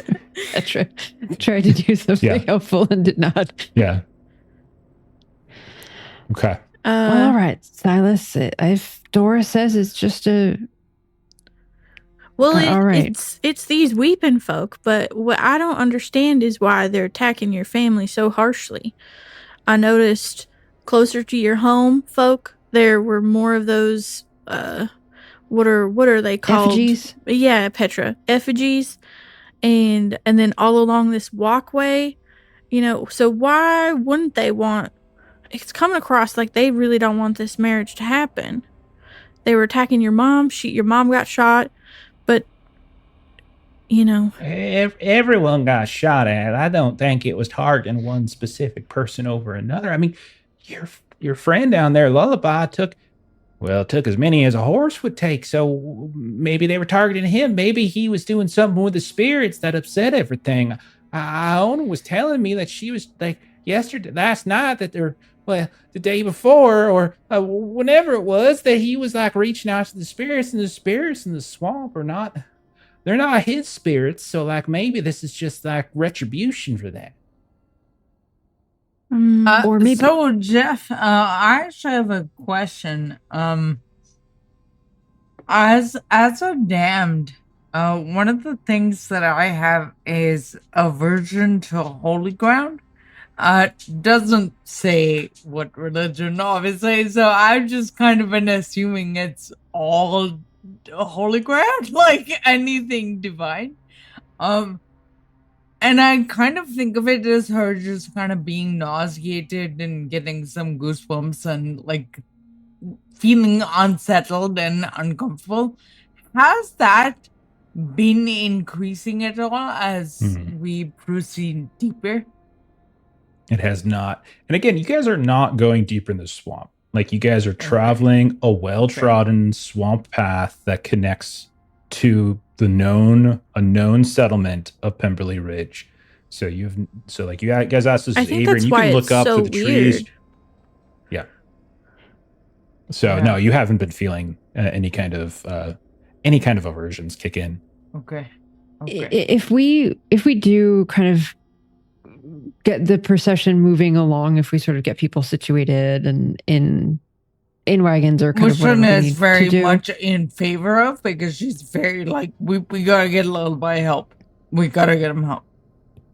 I can help him, but I've just got to be in a better place. But she would kind of lower her voice a bit to Lena or Dora if they're close by, and just I do wonder if this whole story of they think that it's the rival family is going to be the one attacking, if that's just a cover for they did something and they know they did something and they know that they're going to get attacked because they know that they made him mad and they knew this was coming. And this whole, Warren family stuff is just cover for protecting them from the consequences of their actions. Yeah, that sounds just as plausible as anything else. Like that's what I was saying before. I really think that these people are more involved than Eudora's letting on. I don't know how, but I don't feel like they are just hapless wanderers being attacked. I they're involved, and I don't know how. But they're involved. I understand that the whys and the how fors doesn't get rid of my shoulder and my headache and my tailbone one way or the other. So I'm with you that we should move with some haste and get on up there. We'll figure it out, though. Can't take you're too many more of these ambushes. But we will figure it out. We'll figure it out. Yeah, I'm curious. Once we get up there and see what them Delapois are like, we can get a better idea of the lay of the land. Gotta make it there. And she kind of is looking at Lullaby's body. Gotta make it there. Mm-hmm. Yeah, Lullaby, he'll be fine. One time before we linked up with y'all, this was before he bet me about that fishing thing where he bet I could walk on water and then I sank. Before that, we had another time where Lullaby decided that he was going to drink this bottle of whiskey, but it was laced with lots of poison and also like scorpions in it. But we didn't realize that they were weird scorpions. So it was like a tranquilizer. Well, he drank 4 bottles. He was out for about a week, I think. But he didn't die. I cannot help but laugh. Being a sawbones is just like... He loves spirits of all kind, whether it's bottles of spirits or That's true. The type he deals with. You and Lullaby tell some stories sometimes, and does make one wonder. Some have told us, I should say, that maybe we're not the brightest rocks in the box, but that sounds weird to say. I don't know what that means rightly, but I do know that we should probably get a move on and get. We're getting. Okay. So as you turn around, you can see that there's Eudora kind of looking at you all from the distance, kind of like head tilted down. And as you come back up, you all done? You all ready to go? Yeah, let's get you out of here. You seem to have recovered quickly. Yeah, what of it? Make sure we're gonna get paid. Not so much as that as well. Just, did Mr. Avery give you anything else fancy? Or just water? Avery is quite adept. He knows a thing or two about patching folk up. He don't need no special book learning the way some of them sawbones do. He knows, well, that's about all I care to share about that. Now, you all ready to move on, or you want to stay back here gabbing some more? We're moving. Just gotta get yourself seated, if you wouldn't mind, ma'am. Okay. So you all get going. You start pushing through. We'll say night eventually falls. You set out camp. We see from day 4 pop up on the screen. And eventually, sometime maybe late morning, kind of a foggy day, overcast day, we see the caravan, the Guthrie caravan, with 2 busted wagons. I'm assuming you guys left all of the unconscious horses in the road. I'm assuming that's what you did. You just left them all there. So there's probably only a handful of conscious horses. All the other horses are left for whatever swamp beast is going to get them and is going to eat really well that night. I mean, I thought we waited. Yeah, our named horses are coming with us. Clearly. So their horses. You started out with maybe 12 horses. You're down to maybe about 5, 6 maybe, 1 pulling each wagon and whatever you guys have. And there is a couple bodies, the shredded. But actually, did you leave John's body? Yeah, behind? we hid him behind. Okay. Yeah. So you hit him. I think Iona you brought. So you have her wrapped up body. You have the body of Lullaby who's unconscious, and you have a couple stragglers. You guys all have wounds, and you all look absolutely terrible as you come rolling up the ridge to what is the the settlement of Pemberley Ridge. And immediately it looks kind of odd because as you weave up this this kind of rocky incline, and you pass by a handful of other travelers along the way who are also kind of converging coming up, you are eventually brought or led to like this it's like a gate, and you look up and you can see above the gated area, you can see the peaks, the rooftops of which you imagine is the town. See little bits of smokes from chimney here and there. But even up further, barely seen through the fog, there is this almost like palatial looking mansion that seems to be sitting just a bit higher than the town itself, looking down. And all of these different people, these different folks who are traveling this way or that and coming up, are being checked by a handful of guards before they go through this gate. And one by one, all of them are going through.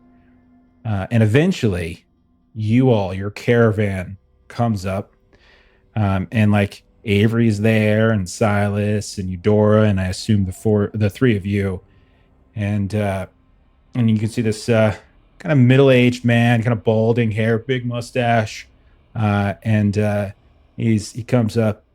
All right, that's far enough. Can I help y'all? We have festivities that we are tending to. You all on the list? And he pulls out this piece of like parchment, and he's looking at it. We definitely have an invitation, and in fact, we have the bridegroom amongst us. We're the groom's party. Mm-hmm. And like Eudora falls up right on what she said. Now get out of our way. Well, it's the evident the Guthries. Well, your decency and your temperament precedes you. Rumors do not do it justice. However, I'm afraid to say you all looks to be a day or two late. We had set you all up on the eastern side of town, and we've had to hand that plot overward. I have orders from Mr. Delapois himself to redirect your caravan, and he points back the way you came, as if not letting you into the town itself. And he said, there's a nice little overlook if you head back down about half a mile yonder, and then a little bit further to the south, you'll find a nice little campsite for your kind to go setting up, if that's all right. That is not all right. That was not the agreement. And she's like flipping out, and so he kind of just talks right over top of her as she pulls her hat off, and she's like yelling at her son and kind of hitting him with like her hat, like just kind of smacking him with her hat. And Avery's trying to calm her down. It's not working. And the guards also say and also we're gonna have to, anyone who desires to come inside the town of Pemberley Ridge is going to have to voluntarily sacrifice their weapons. And he's got kind of eyeing the three of you now, as you've got fancy looking weapons here and there, as this is a place of peace, and no one no outsiders who are not approved are able to carry weapons inside the town. I assume this ain't gonna be a problem for y'all.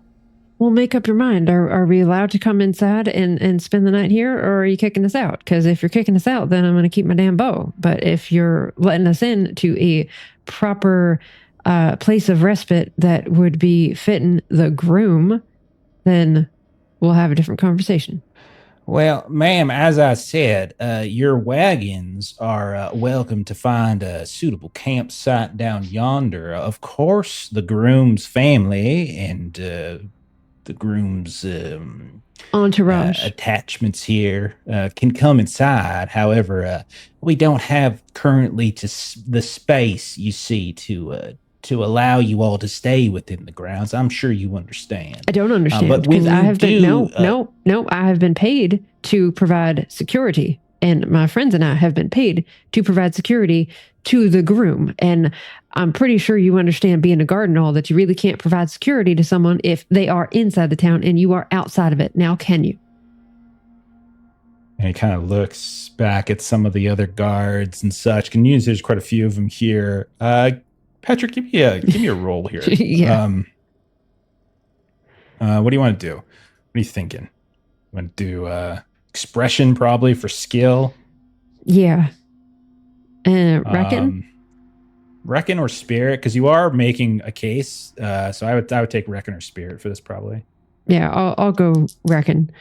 Reckon and expression. So I've got a D12 and a D8. Yeah, all right, that's a 13.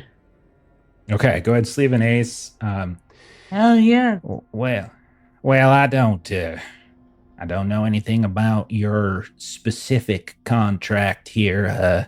If you have been hired to conduct security of the festivities, then you will need to speak with Mr. Delapois to gain permission to be able to carry on the premises of Pemberley Ridge. This is non-negotiable, of course. I'll be sure to go ahead and put you on his schedule for maybe tomorrow. Why don't you just take us right now? The rehearsal. Well, I have this whole line of folk, and he gestures back. There's a handful of other folks. Again, it's an open wedding, so there's a lot of people flocking. And as he says that, Siles will step up. I know Mr. Delapois, and I'm the groom, and I know the way as to his manor. Just go, Silas. We will follow you.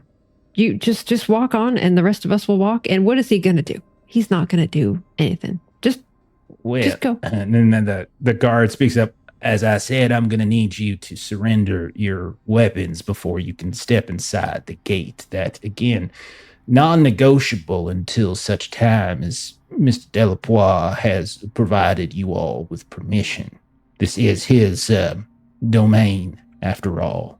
Petra will, if I need to roll for this, I would like to, but I would like to have retrieved the knife that I threw earlier, or roll something to see if I could have. Yeah. Okay. No doubt. That is concealed. Yeah. So that is in a boot sheath. So the knife is concealed. But my bow, I will throw it at him at the ground.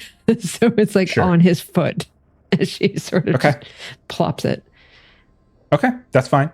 Anybody who is looking to try to conceal a weapon that is reasonably concealable, you could potentially make a skullduggery test if you wanted. So my Lionheart has the concealed tag, so I'd like to keep that. I do have a repeater as well, which I'm going to hand over.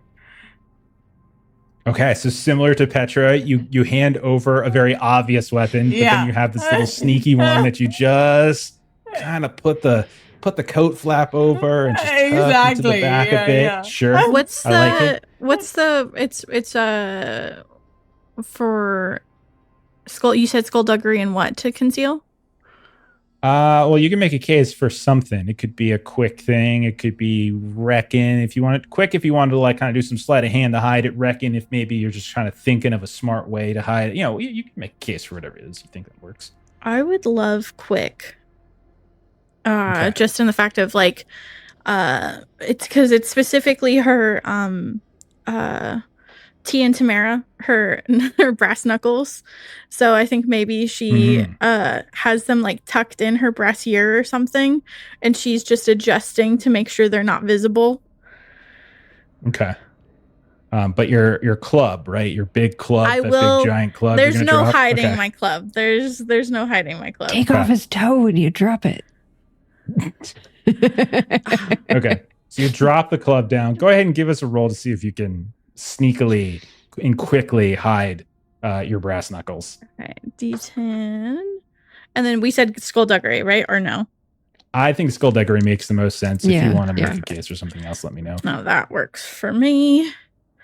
I got a 7 and a 5. 7. 12. So 12. That's a success. You can go ahead and sleeve an ace, and we'll say you've managed.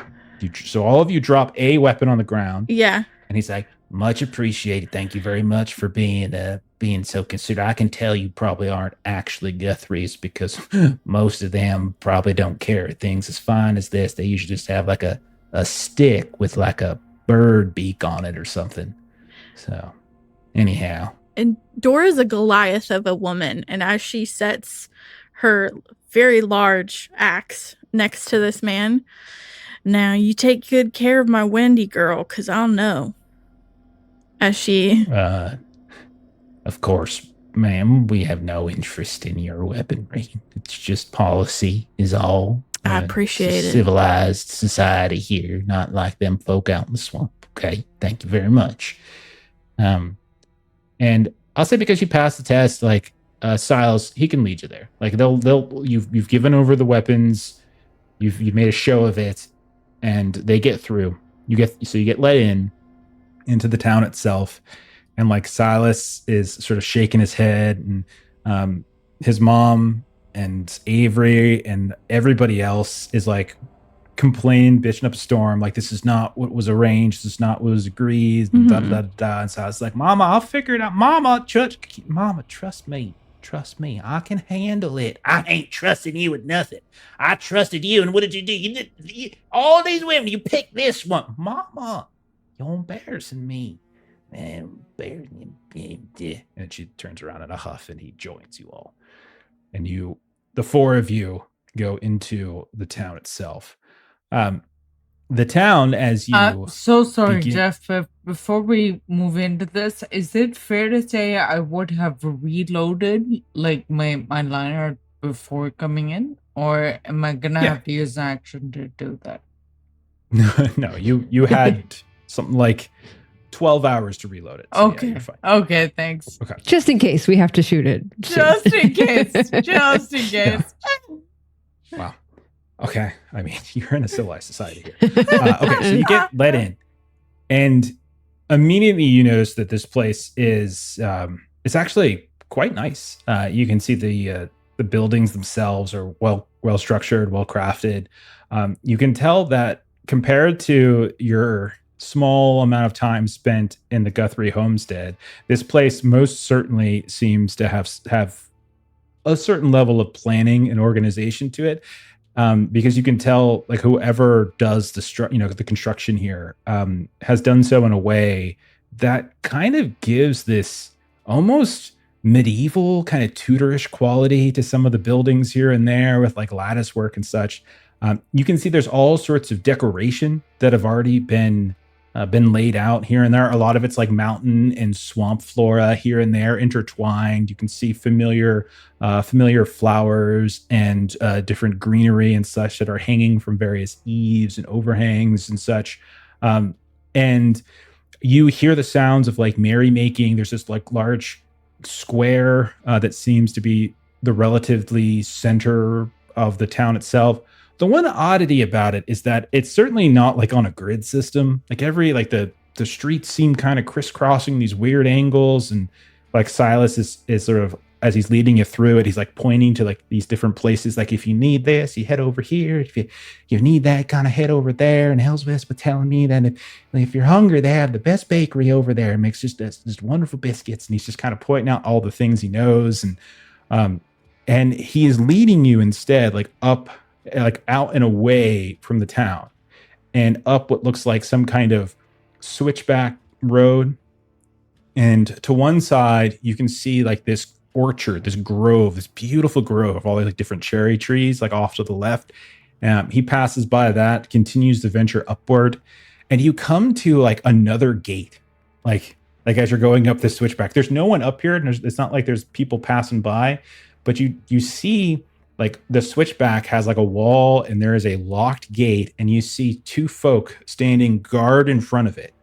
And as you approach, like one of them steps forward and is like, I beg your pardon, Mr. Delapois is not taking any visitors currently. So if you all wouldn't mind turning back around and enjoying the festivities down there below, everything will be just fine. Have a good day. Actually. We've got the groom here. He's here to see his little bride-to-be. And I didn't say anything that said that wasn't allowed. And then you suddenly hear a voice like, Silas, honey, is that you? And like through the gate, you can see this woman running down the road into the direction of where the of where this gate is, where you all have suddenly been stopped. And she pushes through like the gate itself and comes out and gives like Silas this like big old hug. And the two of them just come smashing together. And she is much like him. Like she's kind of stout. She doesn't really look. I guess when you look at her, she doesn't come across immediately like some fancy lass. Like she's got like a build to her in some way. She looks kind of fairly athletic. The hems of her skirts are just begrimed with all sorts of nastiness here and there. And she's got like her sleeves are rolled up a bit. She's got like this blue collar quality to her as she comes up. Like, honey, I'm so glad you're here. Oh my goodness, we were getting so worried. We thought you were going to be here yesterday. He's like, no, my sweet, I'm sorry. We ran into a bit of trouble on the road. Trouble? Oh, no. And then the two of them are just kind of going back and forth. And like, and then she finally gives a look to the guards who back away. And then he turns to the three of you and he says, if I can be the first to introduce to you all to the most beautiful, wonderful woman, and the woman that is going to be my wife, if you can believe it, this here is Elsbeth Delapois. And she comes over to you all. She's like, well, it is just a pleasure to meet you. Thank you so much for getting my future husband here safe. I'm indebted to you sincerely. Thank you so much. And she comes over and she's like shaking each of your hands. And she's got like, when she shakes your hand, she's got a grip. It's like calloused. You look behind her to this crazed looking mansion that she just came running out of, and she's shaking your hand. Like this could be like a scullery maid for all you know, but like she's shaking her hand and she's like very happy to meet you all. Like, oh, goodness gracious. Oh, well, look at y'all. Oh, you're a tall one, aren't you? She looks up at Dora. Dora just has a wide smile. It is just a pleasure to meet you. Does she have any bangles or bracelets on as she's shaking her hand? You don't notice anything like any kind of obvious jewelry. There's like maybe like a rope bracelet or something, but you don't see any like there's like no silver, no gold, nothing like that. Like, all of it looks, you guys definitely see her eyeliner that's flicked down to her wrist and then back up. No. Ma'am, okay. It's nice to meet you, but I do have to ask, as Silas suggested, we ran into quite a bit of dangerous trouble on the way up, and we've got some folks that actually need some tending to. If that is something that maybe not right this minute, but you can point us somewhere safe. I can take a hand at some healing if I had a proper space for it. Oh well, we have the best apothecary for miles. They probably could piece together some kind of special tonic or tincture for you. We take all the best plants and herbs and such from the mountain, from the floodplains, from the swamps, everywhere. I'm sure they could help. And she like motions you over to like the edge, like so the switchback comes up, but like it's like you're always kind of on like the side of a cliff as you move upwards. And she points down, and she's like, "See that little red building down there, right there? Right, the wagon's right in front of it, right there. Yeah. Right there's the apothecary. You just head on down there anytime you want. You go ahead and you just ask for old Scarlet Lady, and you just say Elsbeth sent you, and I'm sure she'll be more than happy to help you." And she would have a space that I might be able to lay out a comatose friend and do a little bit of work on him. Oh dear. Comatose. Oh, you all weren't kidding. You really did suffer on the way. Oh, I'm so very, very sorry to hear that. I'm sure they could find some space. And the like, actually. Needles? Yeah, from those, yes. I think we were advised they were called Weeper folk. Silas Guthrie, you didn't tell me you all ran into the Weeping folk. Which was my goodness, really bizarre because we were on the main trodden road. It wasn't like we were deep in the forest or nothing. Well, you can never tell what's going on with those folk. They live in like the darkest recesses of the swamp. And some folks say that all the swamp gases and stuff just makes them all mad and crazy is what it is. So you never really know what's truly going through their mind. Now, Now, honey, now, darling, now, sweet buttercup. That's just that's just rumor mongering right there. That's just we don't need to be besmirching the folk. They just like to live close to the land. They can live as close to the land as you want, buttercup, sweetheart, whatever it is you want to call me. But clearly, they didn't care too much for your little band of folk here. Well, that is true. That's fair. I'm sure it was just a misunderstanding. And the two of them kind of bicker back and forth, but it's like a friendly bicker. You can tell like they're grinning and smiling, and like they're throwing like random like names, like cutesy little names at each other. Which brings me to our second point. I do worry how much if your dear beloved Silas would have even been able to make it here if it weren't for our hired protection. And we were hired to continue our protection through the entirety of the wedding, but your security at the front gate is sort of getting in the way of us doing that. That's my father. He has a very controlling way about him. He is very concerned. I am his only child. My mama, God rest her soul, passed away some years ago, so it's really just him and I. And we have various cousins and such, but he doesn't hold them in particularly high esteem. So he wants to make sure his sweet little girl is safe as can be. So I would ask you just to keep that in mind when you speak to him. I can let you in to talk to him. That's perfectly fine. He's a very reasonable man if you give him the proper respect. After all, if it wasn't for him, well, Pemberley Ridge wouldn't exist, and the mine wouldn't be hollow of all its silvers and coppers. Yeah. Well, we are here to make sure that your blessed union continues on without a hitch, so I'd say that extends to you as well. Oh, that's very kind. Now, that's a wonderful argument to make. You want to go see Papa right now? Yeah, yes, I think that'd be best, ma'am. Thank you. And she turns around and like she reaches down and she kind of pulls out from under like a hem, this little set of keys, kind of unlocks the gate that she came through that seems to lock from one side, and then slides in. And then like all of you, the four of you follow. She leads you to what genuinely looks like something out of medieval times. This large manor house. You can see an oversized entry. You can see stone blocks that have been built into the side of the mountain itself.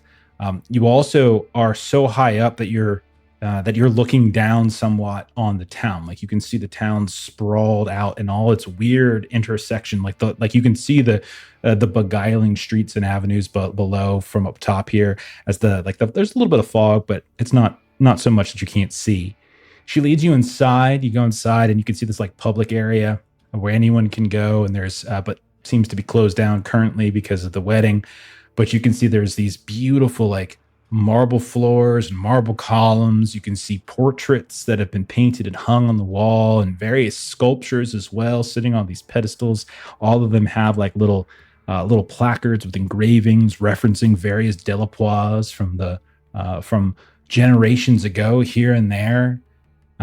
She sort of says hello once or twice to like a passing by like cousin or a person working for the family, but ultimately she leads you down this side hall and into a kind of a private wing where she knocks gently on the door. She's like, "Papa, it's Elsbeth. Silas is here. He comes to pay his respects, and he brought a few folks who want to have a word with you, if that's all right." And like there's a pause, and then you hear, "Well, all right. Why don't you go ahead and just come on in now?" And the door opens up, and you can see this amazing, beautiful office. There is this ornate desk that's almost positioned like right in the center of like the far side of the room, and it's a handful of feet before you. Like it's like you're almost like walking towards it. There's this grand old seat, almost like a throne behind it, and then a sprawling window that you can tell just from its position is probably literally overlooking the town itself. You can see more paintings and such on the wall. You can see this beautiful plush couch, a few chairs as well. And you can see that there's like this glass display off to the side. And Lena, this might catch your eye, but you see this like rifle. It's like hung within this glass display. And it's just like glistening with this beauty. And sitting at the desk, but now kind of getting up at this point and kind of smoothing out his clothes and kind of walking around, is you see a man who can only be Phineas Delapoix. Very angular, severe face, and he's got it's like kind of punctuated by this well-groomed beard and a hairline as well. Kind of whiting hair, like a salt and peppery, but you could tell it's getting to this distinguished white. He is dressed in the finest, as you could possibly imagine. It's like she's getting married right this second. And he comes around and he says, well, it's a pleasure to meet you all. My name is Phineas Delapoix. And he looks towards Silas. Silas, what is it I can do for you? Have a seat, please. We've had a bit of a rough journey up the mountain here. We wanted to make sure that up the mountain. You had some sort of issues on the mountain. Now, please tell me what kind of issues did you have trouble with? A few issues is a bit of an understatement. We took several ambushes, as it were. We've heard tell of... On the mountain? You were ambushed on my mountain? Up yes. From the Gunthries up to Pemberley Ridge. Well, that explains it then. On the mountain, I am sure you have been treated with nothing but professionalism and respect. If you were coming from the Guthrie homestead, well, that extends beyond my purview. And if you have complaints to make about how you were treated, then I suggest you take it up with old Miss Eudora Guthrie. We were if she's not too busy cussing up a storm. With her, it is more of a to inform you of what is at your doorstep. And Petra, I believe, had grabbed sort of some of the needles, and so she will just sort of like, kind of lay out in a little bit of cloth. We were beset upon, and all of our horses and all of us were targeted with, I wouldn't touch them, by the way. They seem to have some type of a paralytic on them. We've got one of our traveling companions is in quite the coma, as it were. So this did not happen within your gates, but this is what is on your doorstep. On my doorstep?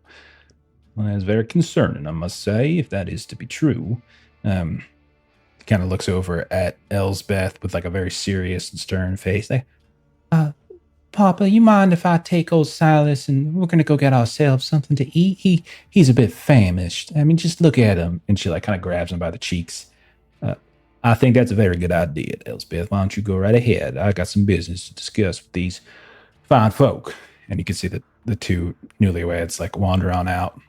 And he goes back to the other side of his desk and he kind of sits down. Now, walk me through exactly what it is that you all are trying to tell me, ma'am, and I would appreciate a certain amount of expedience and directness. I have a town to run and a wedding to plan. So Petra will pull out the effigy that she had gotten, night one, and then she'll kind of step back for Dora to continue. To be frank, sir, we were hired to be security, both for the Gunthries as well as your daughter. Hired by Miss Eudora, I believe. Correct, yeah, to make sure that this union goes by without a hitch, because Silas is deeply enamored and in love with your gorgeous daughter, and we were informed that we were not allowed to have our weapons with us in order to provide our services. So we were hoping that is correct. For an exemption so that we can continue to perform our duties to the best of our capabilities to help maintain structure and compliance within your beautiful town. Now, I appreciate that and thank you for putting it so eloquently and plainly, but I have already hired security for the ridge, men and women I can trust. And I mean no disrespect when I say this.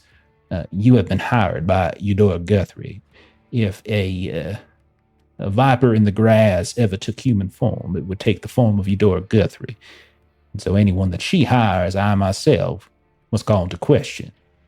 So the fact that you are under her employ actually means I am more likely to ask you to not carry your weapons than to carry them within the confines of my home. Are you saying you wish to leave her employ? If that's the case, well, we can have a different kind of conversation then now, can't we? We are committed to seeing this through. We have one of ours laying comatose on the wagons, seeking aid. I'm very sorry to hear that. We are Such is the case of the frontier. It's very weird and very, very violent. People get hurt every day. We are aware of that, but we are motivated to see this job through. And you're saying that you need your weapons on your person moving around within Pemberley Ridge in order to save this friend of yours that is in a comatose state. Explain to me exactly how that works, Matt. I am saying that this is not a child with a pocket knife that is coming after us. Madam, what is it you want from me? I have said to you, if you wish to leave the employ of Miss Eudora Guthrie and join my security staff, I would be more than welcome to take you on and pay you handsomely. Petra will kind of look to Lena, look to Dora, like eyes saying, more money sounds good. Lena's on board. And she really has, I think Petra would know this, she has no compunction about lying to people. So telling this guy that we're leaving her employ and like figuring it all out later is, I think Petra knows that Lena would be okay with that. Dora might have more ethical issues with it, but, you know, Lena's kind of a shady asshole. I don't Petra know about Dora, but it's look. definitely Ashley. Like I would say Petra and Lena both look to Dora because I think we're both on board. Well, I definitely think that we do have to keep appearances that we did not break contract with the Guthries so that they do not seek retribution against us, especially considering that we're already halfway through the contract. We do want to be paid for the work that we've done. As long as you were not hiring us to do anything untoward toward the Guthries. Our purpose really is just to protect Silas. We're not really here for much else. Lady, my daughter and my future son-in-law have insisted on an open wedding. They have this romantic notion in their heads that they are bringing together generations of hate, and then they are extended that union, that joining to every individual across, well, the floodplains, the swamps, the mountains, and anywhere else that's within a few days' ride.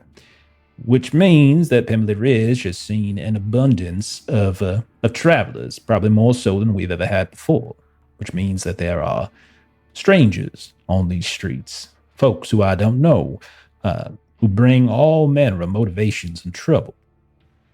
So I need good folk that I can trust to ensure the safety of my daughter and her betrothed. And he says it like with a sort of dripping disdain. I'm a very busy man, and I have many responsibilities that I must tend to. I do not like to take a very. I do not want to guide your every individual action. However, I would expect you all to survey the town, patrol, to lend aid as necessary, to breaking up any sort of altercations, to keep an eye out for any trouble, specifically from the Guthries themselves. Let me ask you, in your travels with them over the last few days, did you observe anything particularly odd about their behavior, specifically Miss Dora? Nothing that is worth discussing. I We took a just path that was outlined to us, and that's why the ambush is so I beg your pardon. odd. You said nothing that is worth discussing, yet your compatriot over here said that one of your own allies is laying comatose and now needs assistance of our I'm sorry. purveyors. Eudora did not behave in a way that record that anything needs to be discussed about, but our ally did suffer the ambush. Eudora herself was hit by some of these needles. Her reputation for being ornery does precede her. Eudora was injured, you say? Yes. Ah. Is she also in need of some sort of medical attention? It does appear that Avery... She might be. We do not know. We simply know that she took far fewer hits than our friend.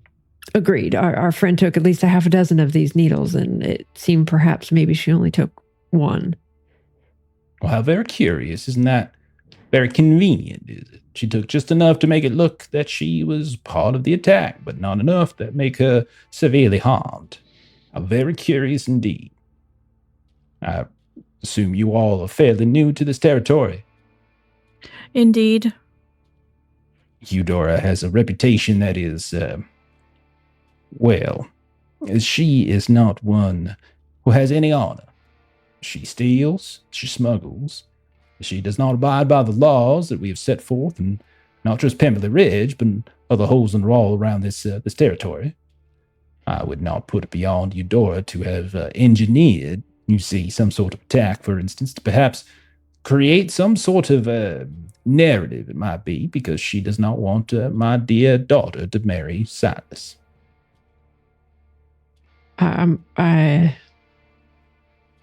Not to divulge too much of our employer's state of mind, but I imagine it wouldn't surprise you that her description of you to us was not particularly glowing, and neither does she appear to be particularly excited about these joining of families either. Well, at last she and I can agree on something. We will do our best to ensure the safety of these festivities. Well, I am very pleased to hear that. There have been several incidents of theft and violence in the last few days that have already transpired, which far exceeds the number of those incidents that we have had in the months prior.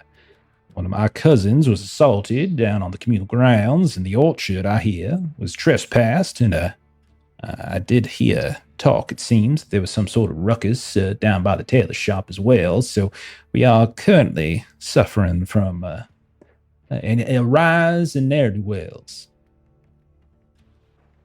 Elsbeth did tell us to go down to the apothecary. Is that nearby any of those places?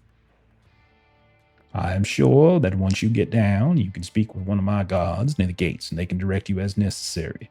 I'm a very busy man, and you can see he puts his hands down, and you can see on his desk are all of these maps that have been sprawled all over, and it's an enormous desk. This is just absolutely enormous, and it's you can see survey maps, it looks like, here and there. Some of them are incomplete. Some of them have boundaries of Mount Pemberley, and then some of the swamp and floodplains and such. And you can see there's just all sorts of stuff scattered about. I'm sorry to say I cannot give you a guided and personal tour, but there are plenty of folk who can aid you in your navigation of my town. I take it that we will be granted permission to retrieve the means by which to keep everyone safe. I'm sorry, that is a Disneying statement. I do not understand specifically what you are asking. Our weapons. Odd way of speaking. Thank you for speaking plainly. If you sign a contract with me, you may indeed bring your weapons within the confines of Pemberley Ridge. Do you wish to enter in such an arrangement? If we Yes. could see the contract first, review it. State of your terms. So you see him like kind of turn around and he steps over to like this big old safe that he's got in a corner, and he kind of does a few things with it, kind of keeping his you guys can't see it, and he pulls some documents and such out, and like he pulls out what looks like a stack of like pre-printed kind of scripts, and then he puts everything back in, kind of closes the safe back up, and then he hands and slides it over to you. There's like one for each of you.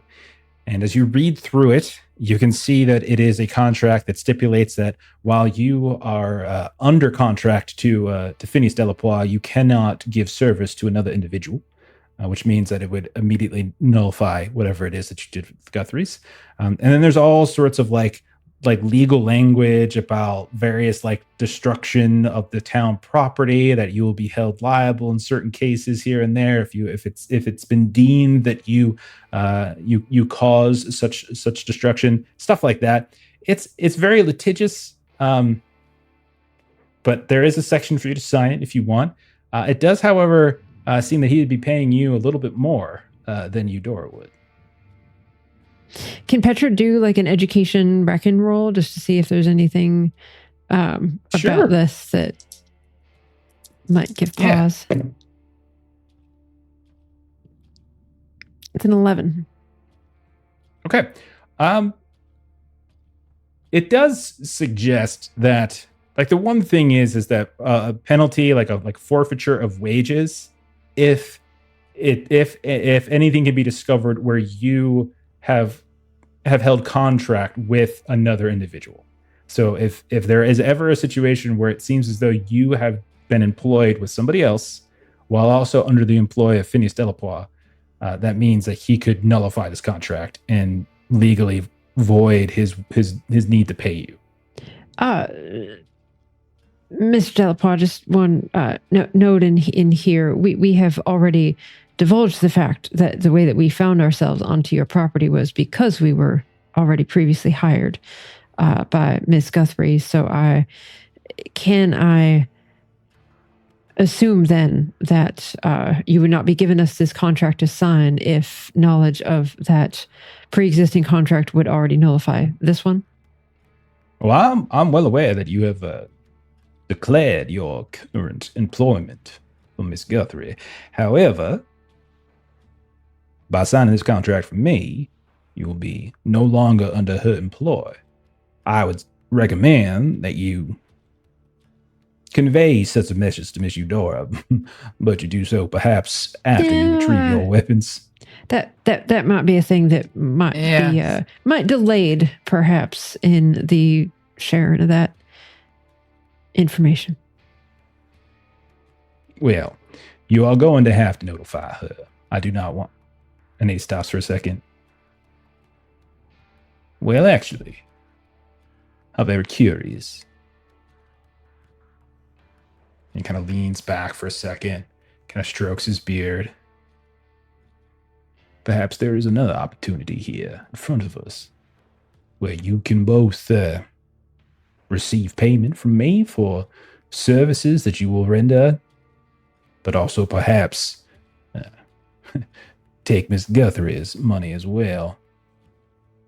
You see, I have it on good authority that Miss Dora Guthrie has already hired and is preparing to assassinate me during the festivities that are about to transpire here over the next few days. Since you are already in her employ, I presume that means you have gained some portion of her trust. Perhaps as much as that old woman trusts anyone. Very well said. Perhaps then you might leverage your current position and you might learn the identity then of exactly who it is that she has hired to assassinate me. But while we have credible information that she has brought into the town folks that are under her employ, however not within her caravan, there are so many people here within the ridge that we are not certain exactly who amongst them are secretly working for Miss Guthrie. Would this be of interest to you, or do you hold some sort of personal loyalty to Miss Guthrie? I'd be amiable to that. Amenable. Excellent. And the two of you? And Petra's ready to like cross that line out of the contract and sign it as long as he's okay with it. That sounds pretty good, but what can you tell me about that gun before we move forward? He like looks over towards it, and you can actually see for the first time since you've been talking to him that he has a grin come over his face. Like, and he's like, "Oh well, that there is the pride of Pemberley." Yes, indeed. I can see there are why. many things. There are many belongings and items and artifacts that have been handed down generationally over the past many years, but there are none so cherished as that. And when you look at it, he'll walk over towards it, but he won't like open up the display. But you can see it if you stand up and walk over with him. It's got this like silver placard. Yeah, it's got this silvered placard. It's like etched with what looks like mountain peaks. And then he explains as he's pointing to them. He says, "Now be careful now. You don't want to touch the glass. You might find yourself suffering a bit of a shock." But he points to like each of the peaks, and he's like, "Each one of those peaks represents a lord in the Delapois line.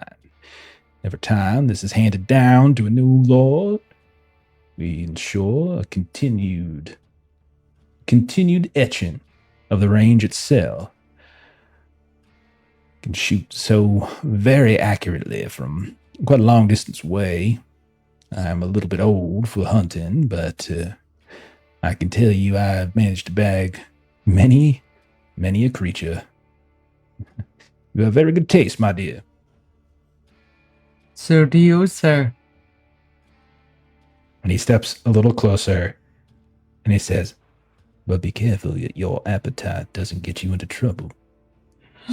And she know got that face. no, how could that possibly ever happen? And she chuckles. As I said, as he turns around and again smooths his clothes, "Do we have an arrangement? You will work on my behest to discover the identities of Miss Eudora's assassins and how she means to go about assassinating me?" Yes, sir. In order to maintain her trust, though, it will have to appear as if we are still under her employ. We've got to play the part for sure that we have still keeping our word to her. But of course, in order to keep her safe, we must appear friendly to both families for this to go over successfully.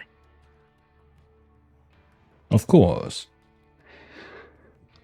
Well, and he's like he moves back to his desk and he slides the paper in your direction. Petra crosses off the line that said not being under contract with anyone else. She crosses through that, given our conversation, and signs it. Mm-hmm. Okay. Yeah, and I think Dora and Lena do the same. Yeah. And so he takes Lena, those. like, begrudgingly comes back from the gun case. Yeah. Wipes the drool off her mouth. Yeah. Really fast. Salivating and trying not to. So he turns back around. He places those contracts within his safe once more, locks it back up. And he turns around and he says, and he kind of hands over to you like a slip that essentially says that you have been each of you basically gets like a little slip that says you are allowed to carry. It's like a badge that you can wear, like it says you can carry weapons on the grounds of Pemberley Ridge.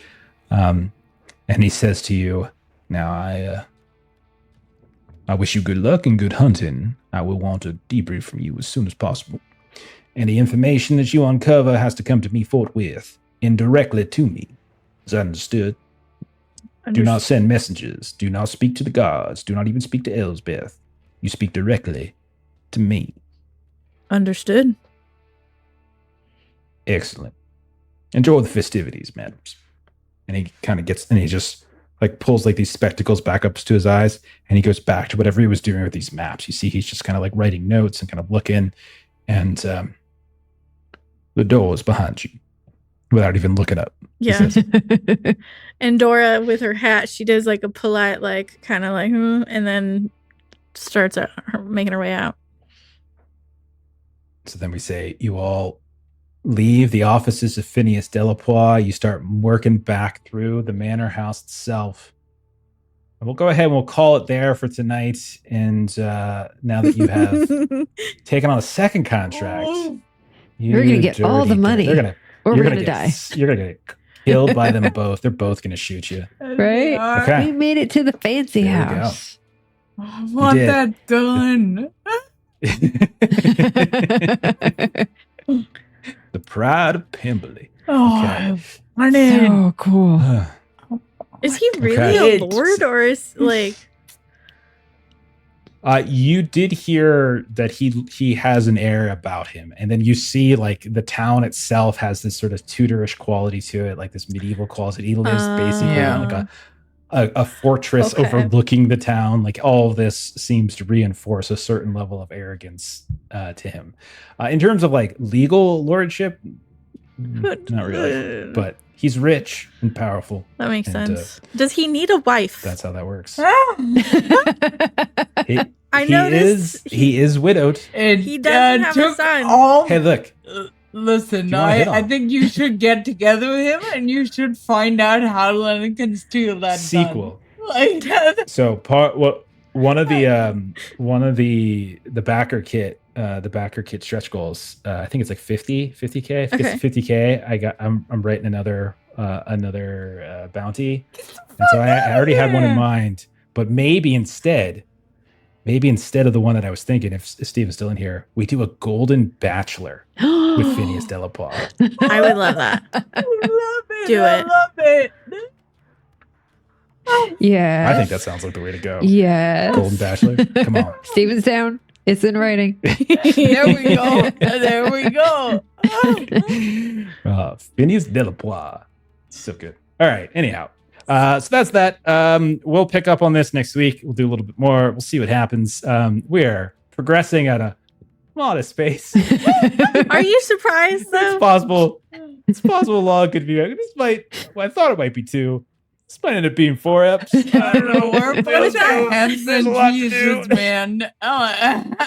Without the I chaos, like the role play. I don't like the So cut do stuff. I. It's I just like fun. the ham and Yeah. like we're all hams Jesus. Like I love that about us. Mhm. All Steven is doing right now is complaining. He's like, you guys are going too slow. Like I have like 50 messages. He's like, you're going so So slow. rude. It's Like ridiculous. Steven. So It does, right? rude. just because it's girl time. Constant bitching. I Right. was so excited So, about that. Yeah. But we should kick Long out more often. When we go back to Call of Cthulhu next month, we should just get rid of both Steven and Long. Shit, I don't even have to be here. 3 of you can do it. Gaps and Go. gals. No. I I love have to it. learn I how to love it. DM real quick. Oh my god. All right. Let's do a couple closing plugs, but we're going to start. Maitre, where can we find you on the internet? I am Multiplex Games on YouTube, where I make system agnostic or multi-system tabletop content that centers sweet GM and player experience. Fantastic. Let's see. Then let's go to us. Let's talk a little bit about where you can find this awesome game that we've been playing tonight. Go to BackerKit right now. You can find it up there. You can back it. You can get anything from a PDF copy to physical copies. Awesome, cool physical copies, but not just physical copies of the book, but you can get special decks cards that have amazing art. That Steven has been slowly revealing over the course of the BackerKit campaign. More and more images are coming out. You can get like really cool little dice, like little blood dice, like weird water and blood dice and stuff that you can roll along with it. You get a little dice tray, and you get all sorts of other little goodies and a big old war bag that you can put all your stuff in, especially the stuff that you steal, like Maitre does. She needs to put all her stuff in a big bag because she's stealing a bunch of not Lena, Maitre. No, Totally Maitre, I thank ridiculous. you She for the is. clarification. Absolutely. So by the end of Confirm. this, Lena is Mhm. going to steal a gun and Dora is going to steal a heart. Yeah. Yes. Okay, well, you know, Or I'll be dead. thanks. That's if I didn't already say that's it for today, that's it for today. In terms of streaming, come back on Monday. I think we're gonna be doing some more spooky time, We're in Danger, my game. So I think we're gonna do some more of that. Maybe a Victorian flavor this time. I think we might do some Victorian flavored stuff. Yay. Tuesday, we've got some Hardwired Island where Kipster's running us through some cyberpunk. Thursday next week, I think we're off still next week for Thursday because we're missing Long still. So I think we're still down some people for Legend in the Mist, but that is normally on Thursdays. And then I don't know, what are we doing on Friday? We're doing something on Friday. Steven's running something. But that's it. That's it for us. Thank you to Tales of Myth and Mayhem for the raid earlier. Make sure you go check them out, not just because they're awesome, but because they're also playing Huckleberry, so you can see how they do it a little differently. Yeah, we're gonna raid Dead Aussie Gamer. Follow the raid. Have a great rest of your night. We'll see y'all later. Bye-bye. Bye.